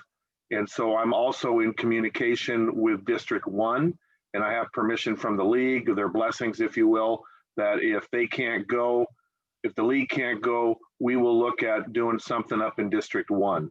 And so that's where we are right now. We're moving forward. Again, this is real recent. This is Wednesday that this came out. And so I'll be communicating to the district, hey, get your athletic packets filled out, get your physicals done. And we don't know if we'll be able to go, but let's plan on doing it, and we'll continue to adjust. And one of the things I wanted to make really clear, especially for our community, is that once again, we are going to run athletics if we're allowed to run athletics, whether or not we have our students face-to-face in any of our schools or in our high school, because they're outdoors, they're much less at risk when they're in this environment. So it's one of the things that we want to, because there's been a lot of talk, not necessarily here, but just with superintendents and in other districts where it's, people don't see the logic of, if kids aren't in school, how can you possibly run sports? Well, sports and clubs give kids a chance to be social in a safer environment almost than when they're passing in hallways and going to classes and spending a lot of time together. So there's pros and cons, but we've decided that we want our kids to have some kind of activity. So Joe, I'd just like to say, I really appreciate you and the board's support on that. I get a lot of feedback from parents and kids, how much they've appreciated being able to do something that's bigger than themselves, being a part of a team and getting together with their friends outdoors, masked and safe. So thanks to the board and to you. I appreciate that. Yeah, this looks really good. I'm glad that we have some way to offer something like sports to students. I'm a little shocked that anyone who's seen the start of a cross country or track race thinks that that's low risk, but that's not my call. I've been in the middle of that pack of students breathing hard and racing. So, but there are eminently smarter people than me on epidemiology and student sports working on this. So I trust their judgment on that. We do have a community question from Bob O'Brien. So athletics could happen with Region 1 teams up north, Linden Christian, Meridian, Mount Baker, Nooksack, possibilities with Coopville or other areas?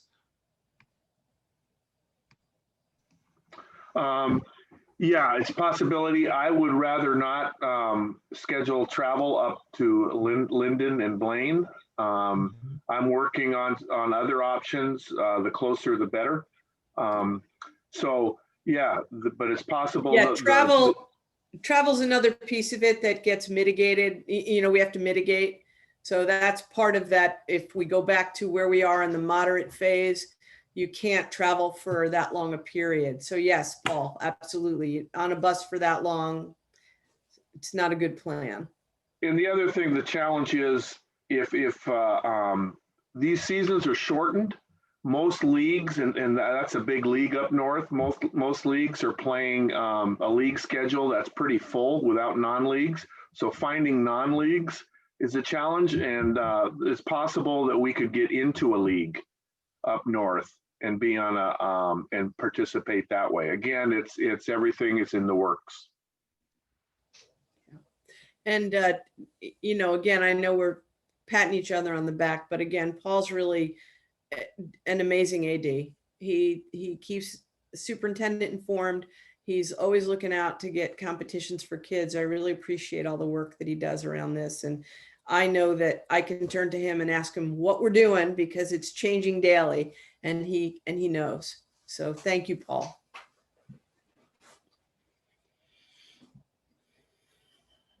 Can we move on from this? Do you have more questions? I'd like to encourage that we move along and come back for any questions that we need to, because it is getting late and we have more things on the agenda. So vaccines for staff, that's another important issue.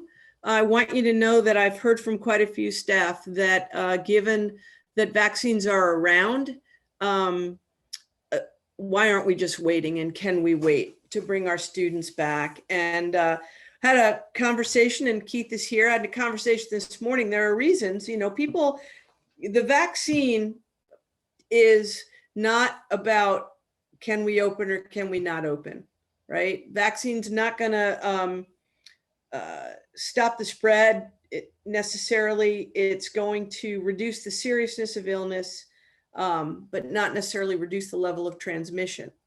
But for those individuals, which is what I said this morning, for those individuals who get the vaccine, they are now not going to get the virus, or at least not at the level that we've all been worried about. So for the individual, the vaccine is very important.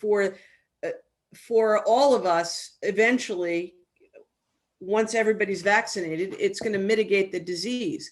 In the short term, we're vulnerable. So it's a reasonable question from the staff to say, hey, why don't we wait? That's something we need to take into consideration. So currently staff, and Keith, I don't know if it's changed since this morning, so jump right in. But currently school staff are 1B. There's a lot of pressure going on right now to get the powers that be to change their mind about who is in 1B.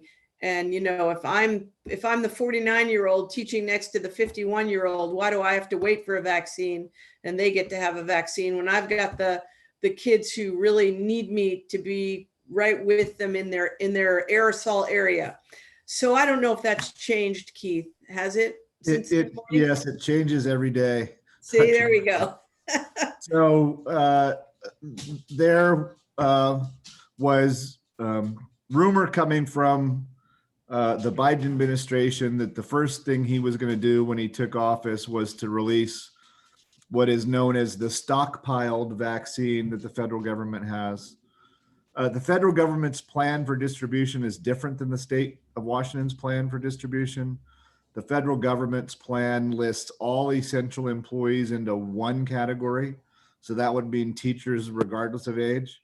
The state's plan has teachers in the 1B tier 2 category, which is the next category of individuals past 70-year-olds. We think in response to the Biden administration's announcement that they were going to release all vaccine, the Trump administration has now decided they're going to release all backlog vaccine. We think it's going to be a couple weeks out before it floods the vaccine marketplace. What it may result in is a statewide vaccine distribution plan that's following a statewide plan that has teachers 50 years and older in 1B tier 2, and a statewide plan that has teachers in the 1B distribution, so that if Rite Aid has vaccine, they may say, if you're a teacher, we're going to vaccinate you. And the state supplied vaccine might say, if you're a teacher, we'll only vaccinate you if you're 50 plus years of age. Stay tuned. My sources are telling me that by Monday, we're going to know where this state stands on the 1B population and where teachers fall within that 1B, both through the application of the federal plan and the state plan. Not in both plans, teachers are considered to be, regardless of age, a high priority population to get vaccinated. And Dr. Mochi, I would agree with you. In the early stages of the distribution of vaccine, the protective measures that vaccine provides are at the individual level. At some level of vaccination within the population, we start to create what's called herd immunity. And that is the inability of a disease to transmit across a community because a certain percentage of the population is vaccinated and protected against the disease. So early on, it's individual protection. The public health goal is to get 70 to 80% of the population vaccinated so that when a case does arise in the community, it can't spread because there's not enough vulnerable people for it to spread from person to person to person. So stay tuned to your news media this weekend. So Keith, one of the questions, this particular plan that we have, whether it's 50 and over or everybody, you refer to it as teachers, and I would refer to these individuals as school staff, because I'm being told anybody with a school ID is part of school staff that would be able to be immunized, that nobody's going to say, who do you teach? Where do you teach? What do you teach? So my apologies, Superintendent. That's okay. I just want to make sure I'm I right. recognize that you have captive audiences that listen to your board and your board's decision. And I didn't mean to lump that captive audience into one category. It is individuals that work in educational institutions, whether you're a teacher, a janitor, a special ed, a vocational person, an administrative person that works at the front desk.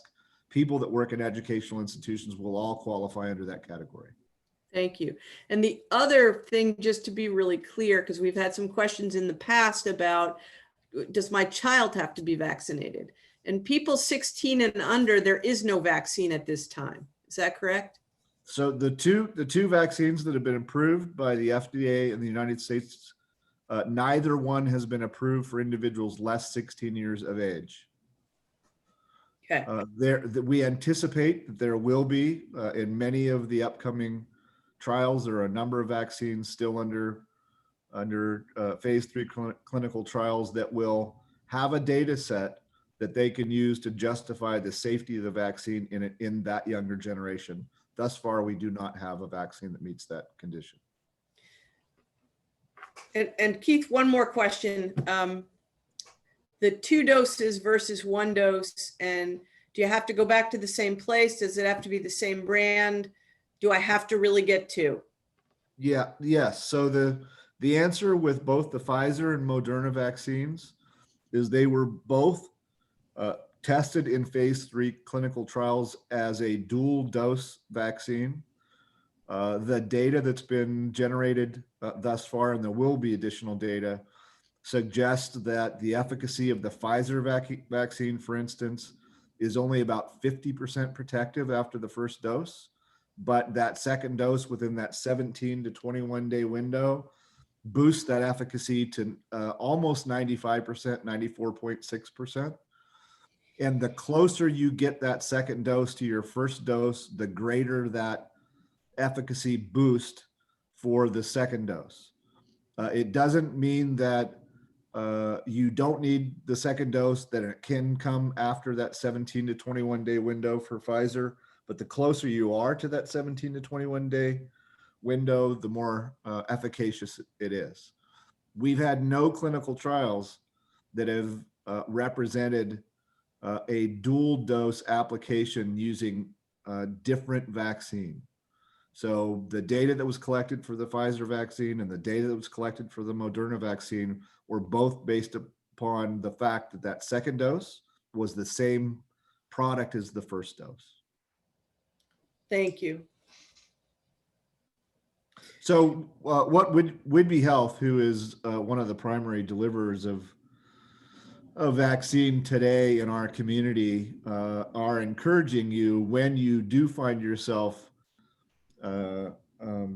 qualifying for vaccination, that when you make your reservation or appointment for your first dose, at the same time you make your appointment for your second dose, to ensure that that 17 to, if it's Pfizer and they have 2 different vaccines, that it's that 17 to 21 day window is secured at the time you make your appointment. Okay.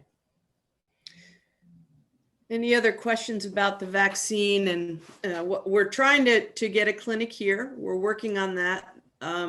That clinic would be through one of the large chain pharmacies, like the folks that I spoke to were Safeway/Albertsons. But that's how that would be distributed. They'd swoop in, use our high school gym. They'd bring all the separators. They'd bring all the staff to do the actual vaccine. They would bring the people that would watch for the 15-minute reaction. They do the whole thing. And they're trying to do it all around the region so that people can get vaccinated. So I'm working with them. We'll see when they'll get here. And they gave me a window of sometime around the beginning of February, hoping to be completed with the third clinic. If we stay with this 50 over 50 under, it would take 3 clinics to do everyone. That they would want to be finished by April with that. But I'm hearing that there's some acceleration. So that's my hope. So we have a question from Emmy Atwood. Hello, Keith. Can you explain how, if different institutions such as Whidbey Health versus Island Drug and Oak Harbor are rolling to the next phase 1B at different times? Hello, Emmy. Emmy and I have a relationship that goes back many years. The State Department of Health controls the movement of the distribution of vaccine across different platforms and different populations. I was on a call on Tuesday and again this afternoon, where there is a great deal of pressure from many communities across the state that feel that they have saturated the distribution of vaccine to healthcare providers and are ready to move on to the next phase, which would be individuals 70 years and older. There are a smaller number of very urban counties in the state that feel, because they serve really large populations through lots of providers, that they are nowhere close to saturating that 1A healthcare population and would like to slow down. The news that the president is going to release a pretty large supply of stored vaccine at the federal level means that there's going to be a lot more vaccine available in the state of Washington in the next 2 weeks. And so decisions to move to 1B are the governor's decision in consultation with the state health officer. There were some blips in the planning process over last weekend where we had a private pharmacy that was advertising the delivery of 1B vaccine, delivery of vaccine to that 1B population before the state gave them a green light to do that. We dialed that reservation system back early this week on Monday, and then on Tuesday, the news hit that the governor was starting to think about a green light for that 1B population. So I wasn't kidding when I said pay attention to the media over the weekend. My guess would be by Monday, we are going to have in this state an announcement from the governor's office that this state is moving to serve 1B 70-year-olds, potentially 65-year-olds if they reduce the age by Monday of next week. I hope I answered Emmy's question. Well, so can I schedule my appointment now or do I have to wait?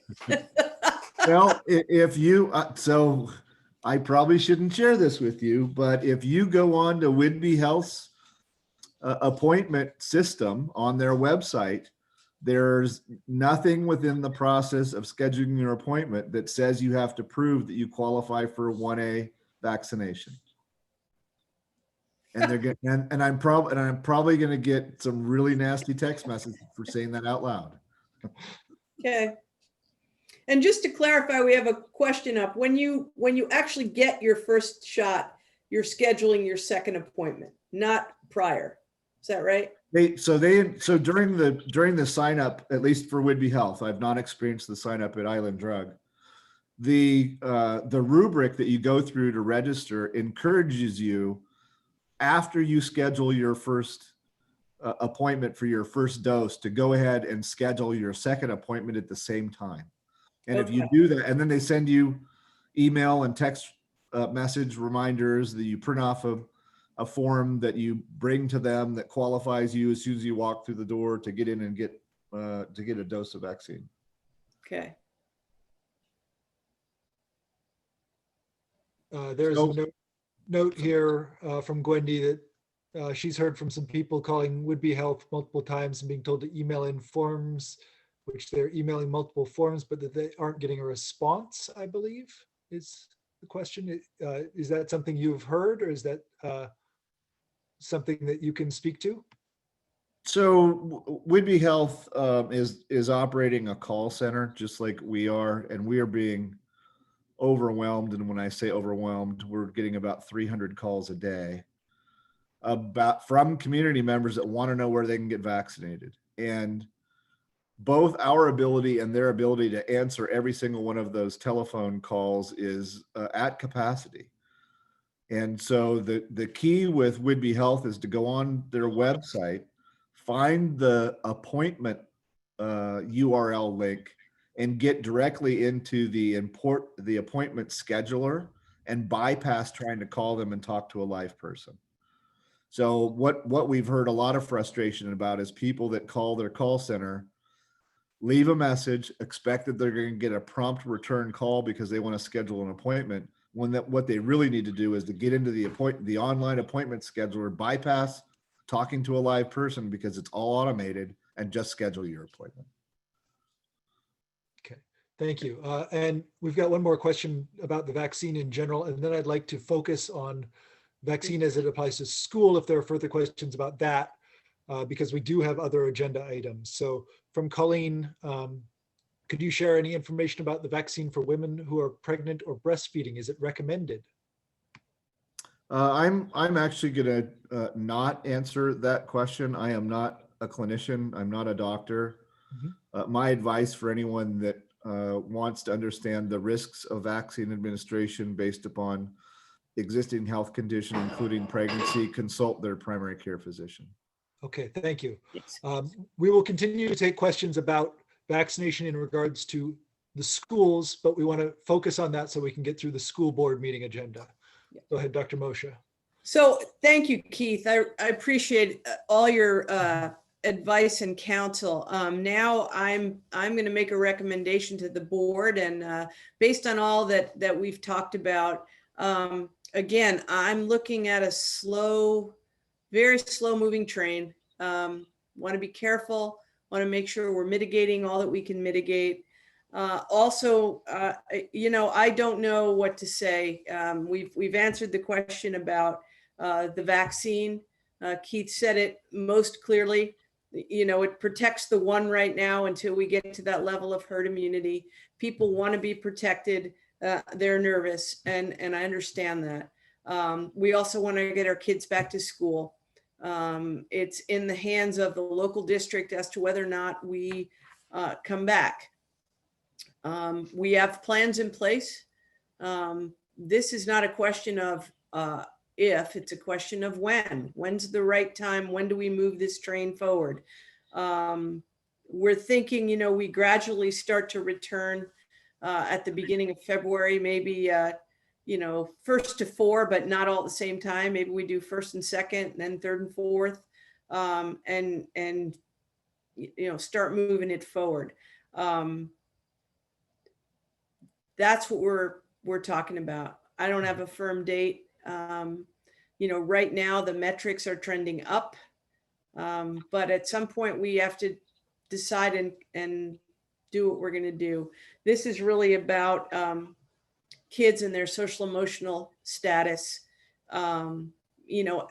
especially the younger children. Academically, and I know that it's not ideal, but certainly academically we're meeting kids' needs. It's just very difficult. It's difficult all around. There's no easy answer. We're in the middle of a pandemic. We're doing our best. So I give it to the board now to have a conversation. Obviously, Keith is here if you have questions about health and safety. These are just not easy decisions. I'll certainly open it up to the board in just a second, but I do have a question of what you would expect to see between the February 8th and February 10th thing that would allow us to make a further decision at that point, because that seems like a very short period. February 8th, what I'm asking for tonight is about 1 through 4. February 8th, you would start talking about, going to the next level based on the level of disease. Okay. Not based on that kind of thing, not based on how we're managing it. We will, yeah. Got it. Just wanted to confirm. Remember that the risk for the risk changes, right? Yep. The younger students, the risk is much less for both the adults and the students, because you can cohort them and all of the rest of it. as you go up and you start having more students moving about, it changes the risk. Absolutely. I just wanted to clarify what we were looking at each stage. And now I'll open it up to the other board members, all 4 of you that are here, if you have any questions, comments.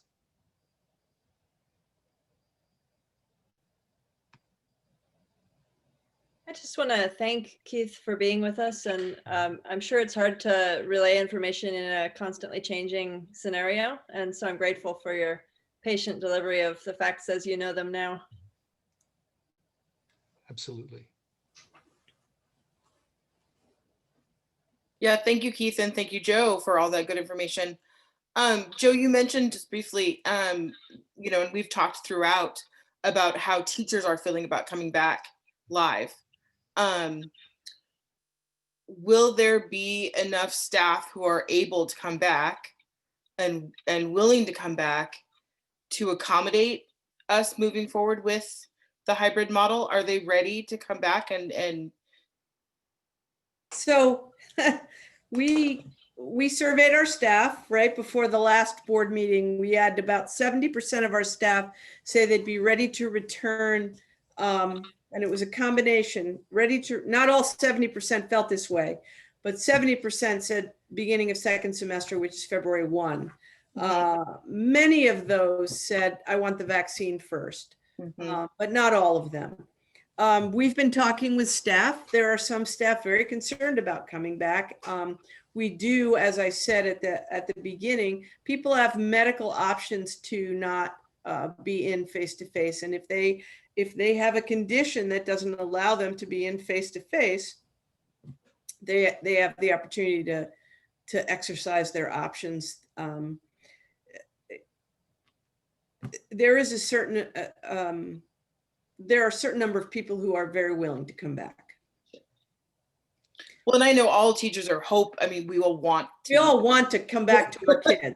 You know, I don't mean to misspeak. It's really willing to come back in under these conditions. Absolutely. And yeah, that was just for me to say, I know the desire is there for teachers to be there for their kids and to be there to continue to build the relationships that they've been trying to build all year virtually, and getting some of those relationships continued live and getting that good socio-emotional stuff for the kiddos.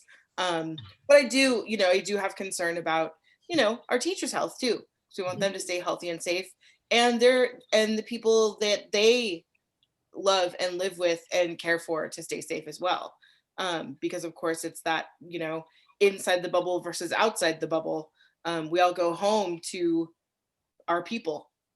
So keeping safe in all those ways. Thank you. Andrea or Jordan, and then I'll get to community questions after each of the board members has had a chance to speak up. Jordan, do you want to go ahead? Okay. I would support K through 4, and then looking at adding more from there. Joe, I like your plan with adding the grade levels slowly. What the conversations that I have engaged with and the experiences that I have been engaging with this school year, just every grade level that we add, it changes the plan just a little bit, right? Like the entry plan worked with 2 grade levels, you add a 3rd and all of a sudden your hallways don't flow the way they need to, right? So I would be in support of going slower rather than faster. I think that as we add more grade levels back, some parts that I think would be helpful, just for the lead, not necessarily for the board to be thinking of, but for leadership to be thinking of, is what happens if you do have staff who are out, and when we have really constricted cohorts, how are those classrooms going to continue to be safely navigated and managed? I think that this can be done safely. And I think that, Joe, you have had a really good approach the entire time of going very steady, being very sure of your footing before you make that step. And I think that that is that trait of yours that I very much admire is going to be what we need to navigate this safely. I don't know that I particularly have questions, but those are just more so my thoughts that I'm thinking of as we move forward with that. It's been my experience this year that, you know, we've been working hand in hand with SWIA, our Teachers Association.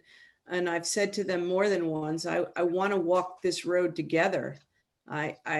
We need to staff our classrooms with teachers. You know, that's the key to this. And it's really important that they know that they're safe.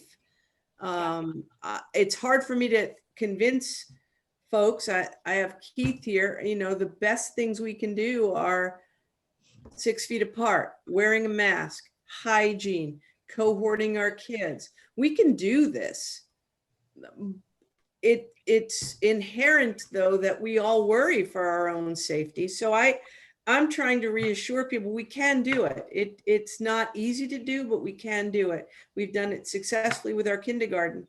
They're in 4 days a week. You know, they have plans in place, so they know how to do it. It's just difficult, right? To take that risk. It's a risk that people feel, and it's real. It's a real risk. So, well, and I think, you know, I offer this as reassurance. Again, I don't normally talk about what I do during my 9 to 5, but I do work with students in pretty significant special ed settings that need a lot of support. And I've had staff on site since September, and we put the exact same precautions in place, Joe, that you are navigating.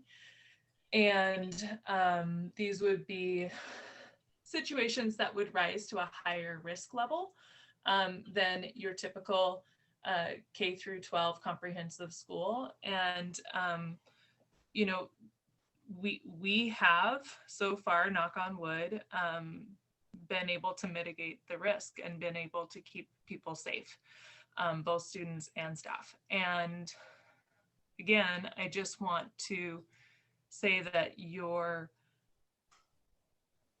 thoughtfulness and your engagement in the conversations that you need to be engaged in, and your leadership in planning with your team the way that you are, I think that this is something that we can navigate if we continue to go slow.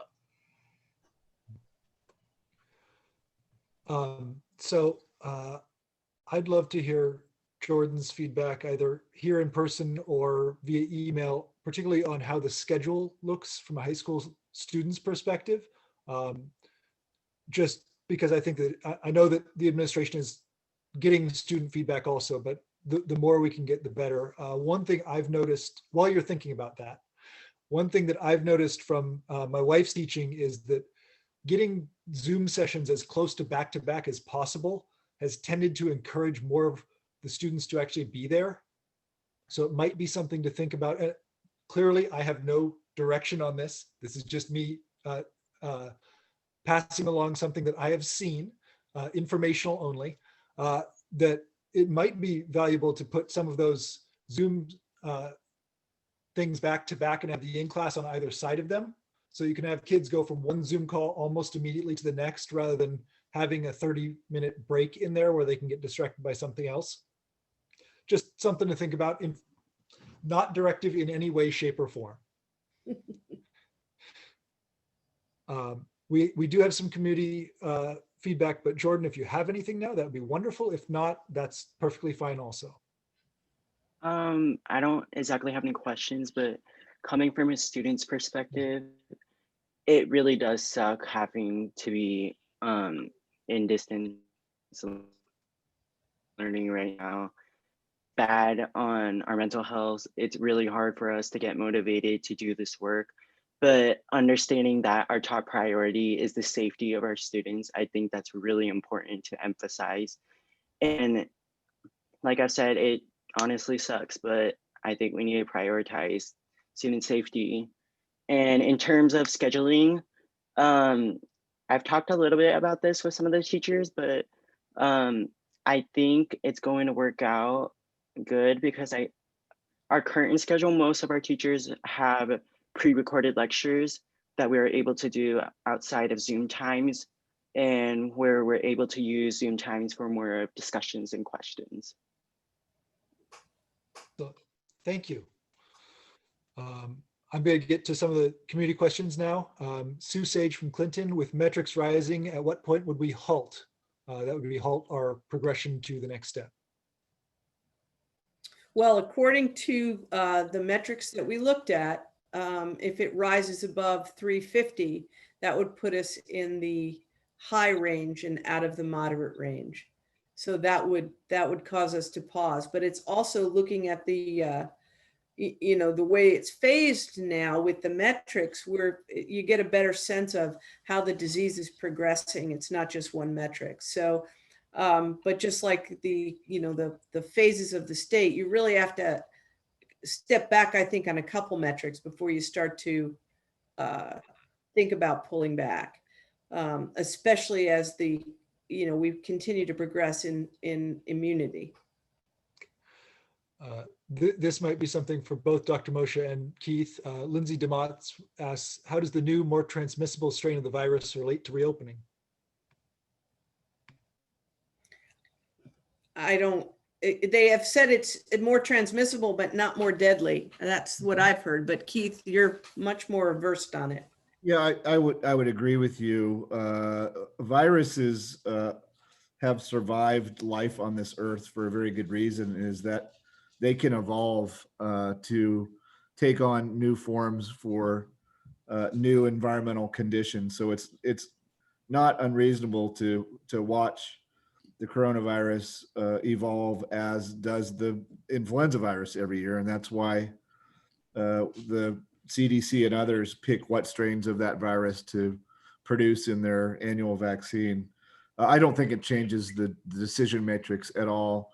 It may be a little bit more virulent than before it mutated. It does not appear to be more impactful in terms of morbidity and mortality. So I really don't think it changes the dialogue. It may change where we go in the metrics if it's transmitting more, but it won't change the metrics themselves. Correct. Okay. Kim Taxony, with this slow moving train, approximately when do you see students being able to return at the high school level? Do you foresee this happening this school year? And I think there's two answers to that. And one is assuming no slowdowns or setbacks. And then there's one that's who knows if there are slowdowns or setbacks. We are planning to return our high school students down the road, but we're going slowly. So yeah, we have a plan to return this year. But I don't control the pandemic. So I'm hopeful. I'm very hopeful. I see a lot of light at the end of this tunnel now. So yeah, I do see us returning our high school students this year. And I would say that the new metrics make it more likely that we will return them sooner than we would have with the previous metrics. Dr. Moshe, do you think that's reasonable? That is true. That is a true statement. Absolutely, Brooke. It is more likely.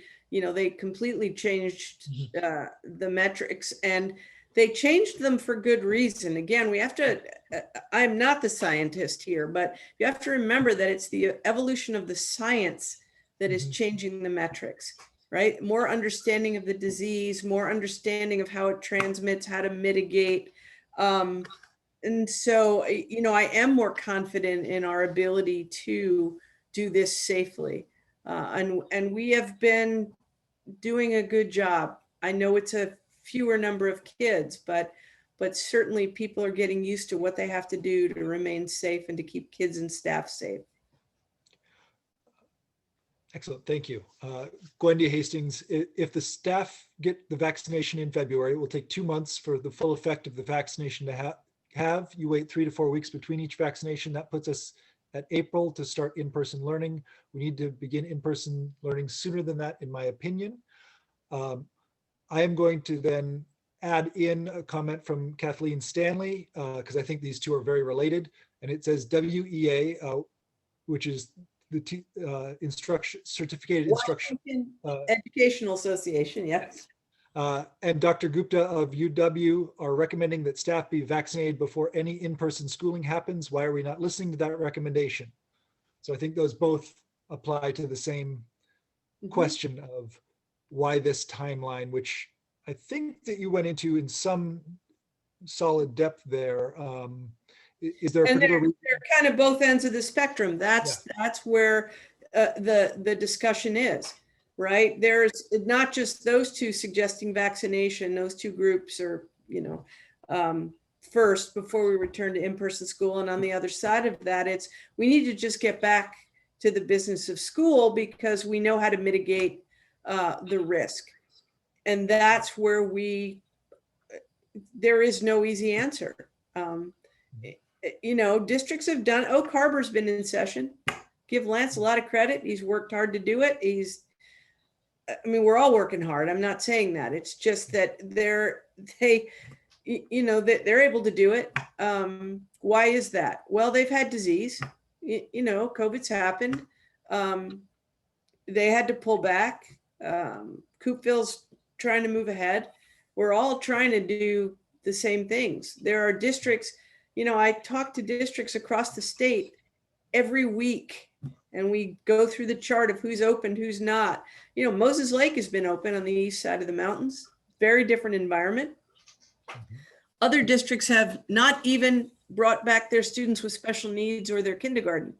And they're right in King and Snohomish County. So this is the local decision-making we have to do. And it's not easy, but that's the discussion. And I will note that we are not making a decision on this tonight.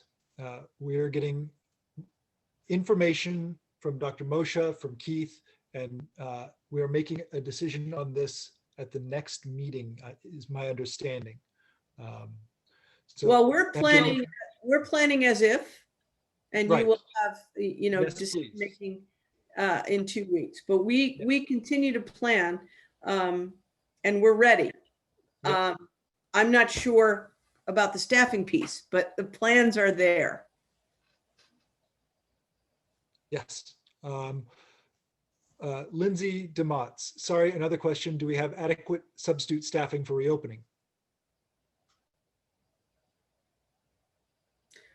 Great question. We have fewer substitutes than we normally have. We have trained people on how to do remote instruction. We have we typically, and I'm giving you vague numbers because I'm not absolutely sure, but somewhere in the 30s number of subs on a typical year, and we're at about 15. But that number is creeping up. So it's hard to say. And if a teacher is out because of disease, that's a whole nother matter than if they're unable to come to work for a day because they had a doctor's appointment or something. So we have a plan for subs. We have some subs, but again, I've said this all along. This is about being able to staff appropriately. Along those lines, real quick, Brooke, that brings up a question for me. Keith, I'm familiar with Skagit Health Department, Whatcom Health Department, and Snohomish Health Department. Skagit and Whatcom have done category A and category B symptoms, which changes like essentially if category A symptoms resolve within 24 hours, that person doesn't need to quarantine, which would significantly reduce the stress to Dr. Moshe and her team. Is Island County following category A and B, or are you more in alignment with like Snohomish Department of Health on staff or students presenting symptoms? That is a fantastic question, and somebody's really paying attention to what's going on in the region for you to know the difference between counties' reactions to school. So early on in our planning and response to school settings specifically, our department was trying very hard try not to deviate from state guidance. We wanted to try and stay consistent with state guidance. And it was really Snohomish County that decided that they wanted to create tools for their schools that started to sort of move away or address issues that the state guidance didn't, that led to development of guidance documents that differentiated. So early on, the list of COVID associated symptoms was very small. That list started to grow, and it started to grow, and it started to grow to the point that there were counties trying to differentiate the significant symptoms from the insignificant symptoms, and that is what resulted in that guidance that came out through Whatcom and Skagit. We have our school team in response really to all 4 districts that we report to. So one of our districts has 2 schools in our county, but the majority of their schools are in Snohomish County. That's the Stanwood Camino School District. So we have a team that are working on some guidance documents for our schools that attempt to address what Skagit and Whatcom have done, and partially what Snohomish has done, to identify, don't exclude every kid that has the sniffles, but if they've got a deep productive cough and what they're, excuse my language, what they're coughing up is not clear, that is a sign for you to exclude them. And we're actually working on those documents this week, and we'll have them for production hopefully early next week. I hope that answered the question. That did, thank you. And our school nurses are also in communication, so they know as well what's happening. And Marcia is our medical officer for the district, so she and Emmy work very well with Department of Health. Okay, I'm not seeing any other community QA come in, so I considerate of the knowledge that it is 9:08. I would like to move us along to the next agenda item. Dr. Moshe, do you need anything else on this agenda item before I do so? No, I do not. Let's move on to the policy review. First, we're going to review the policy 0001, equity and inclusion. Andrea, if you would take this one away. Absolutely. So what you see up on the screen is our previous equity and inclusion policy. And as I believe we have mentioned before, we meet monthly with a student group. They are YSL, but I am forgetting their acronym, Brooke. It's like USL, United Student Leaders. Yes, the United Student Leaders. And they had some suggested language that I think that we as a board should consider. And I'm pulling up my notes as we speak. But we also wanted to just open it up in a workshop format, again, to just see if there are other pieces or things that we should add into this. This is a living policy, and so we don't want to just consider it a one and done, but as we learn more and as we digest and put it into practice, there may be areas that need to be considered. So I'm hoping that even though it is 9-10 o'clock at night, I'm hoping that some of those students are present and that they are, because I believe they wanted to have some input. But as I'm pulling up my notes and finding specific language I wanted to include, Brooke, would you mind seeing if there is comments that community members would like us to add or consider? Absolutely. This is the time for members to check this out. You can find the policy in the agenda, the link to the policy in the agenda that's online. If you have any comments on this, any suggestions, any questions, now is absolutely the time to ask that. I don't see any of the USL students on our attendees list, although I do see one parent of one of those students here. So if they would like to speak up, now is the time to do so. I do see a Q&A there. I'll bring that up. So Jackson is indeed listening in, doesn't have anything to add at the moment, but he is listening. Thank you. So one of the parts we wanted to look at was in the section where we say, like, for the purposes of this document, second paragraph, diversity describes the qualities, and then we list different areas that we are considering when we say that. And a suggestion was made, and I really appreciate the suggestion was that at the end of that, after and or religious status, that we add something to the extent of and groups that we do not know to recognize yet. And I think that that's really important because this list shifts and changes as we shift and change. And so things that used to be clumped together, right? Sexual orientation used to be clumped together with gender expression and gender identity. And now we know better. And so we separate it. And I want us to have the capacity to use our language to not exclude groups that we do not even know or recognize that we are excluding. And that came specifically from the student voice. And I really want to honor that and recognize that because I think it was fantastic. I love the suggestion and the flexibility that it gives this policy.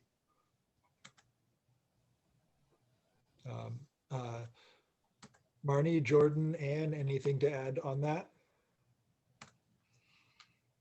I wholeheartedly concur.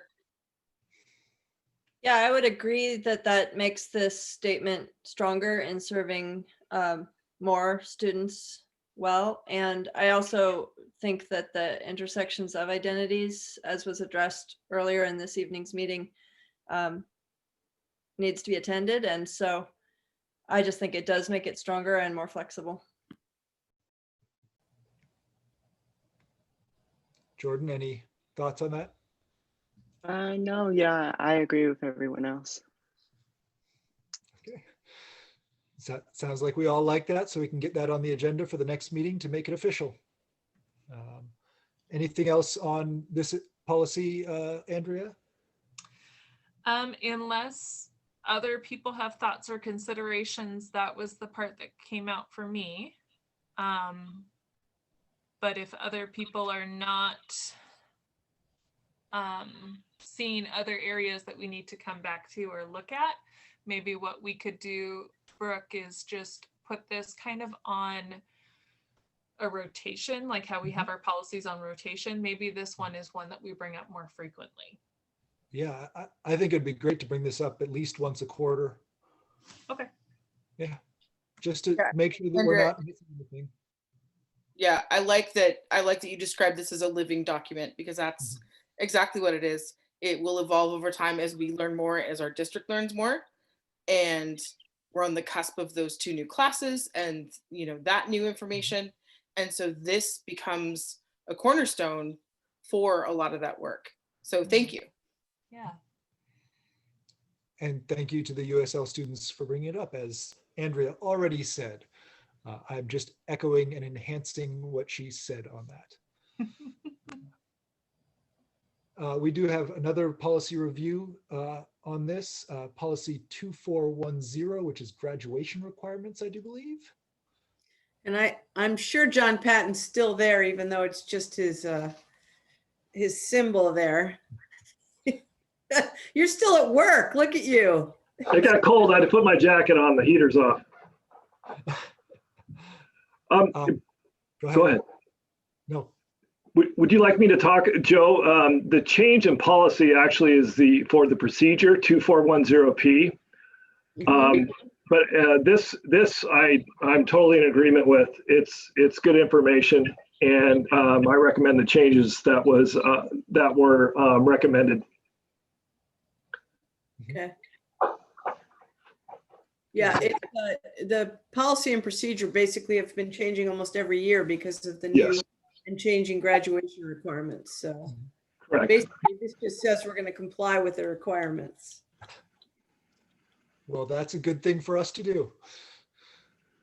If there is any commentary from the community, this is certainly the time to make it also. as well as the board.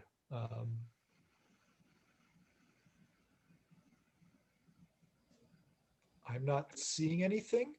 Are there any questions on other matters, or are we done with this workshop? I am not seeing any other questions or comments. So with that stated, we are going to adjourn this board workshop. Thank you all for attending. There was fantastic response. The school board will be going into executive session following this workshop immediately to do the superintendent mid-year evaluation. And you still have that invitation that was for the earlier one, so just use the same link Excellent. after you adjourn. Okay. With that, we are adjourned. Thank you very much. Have a good evening.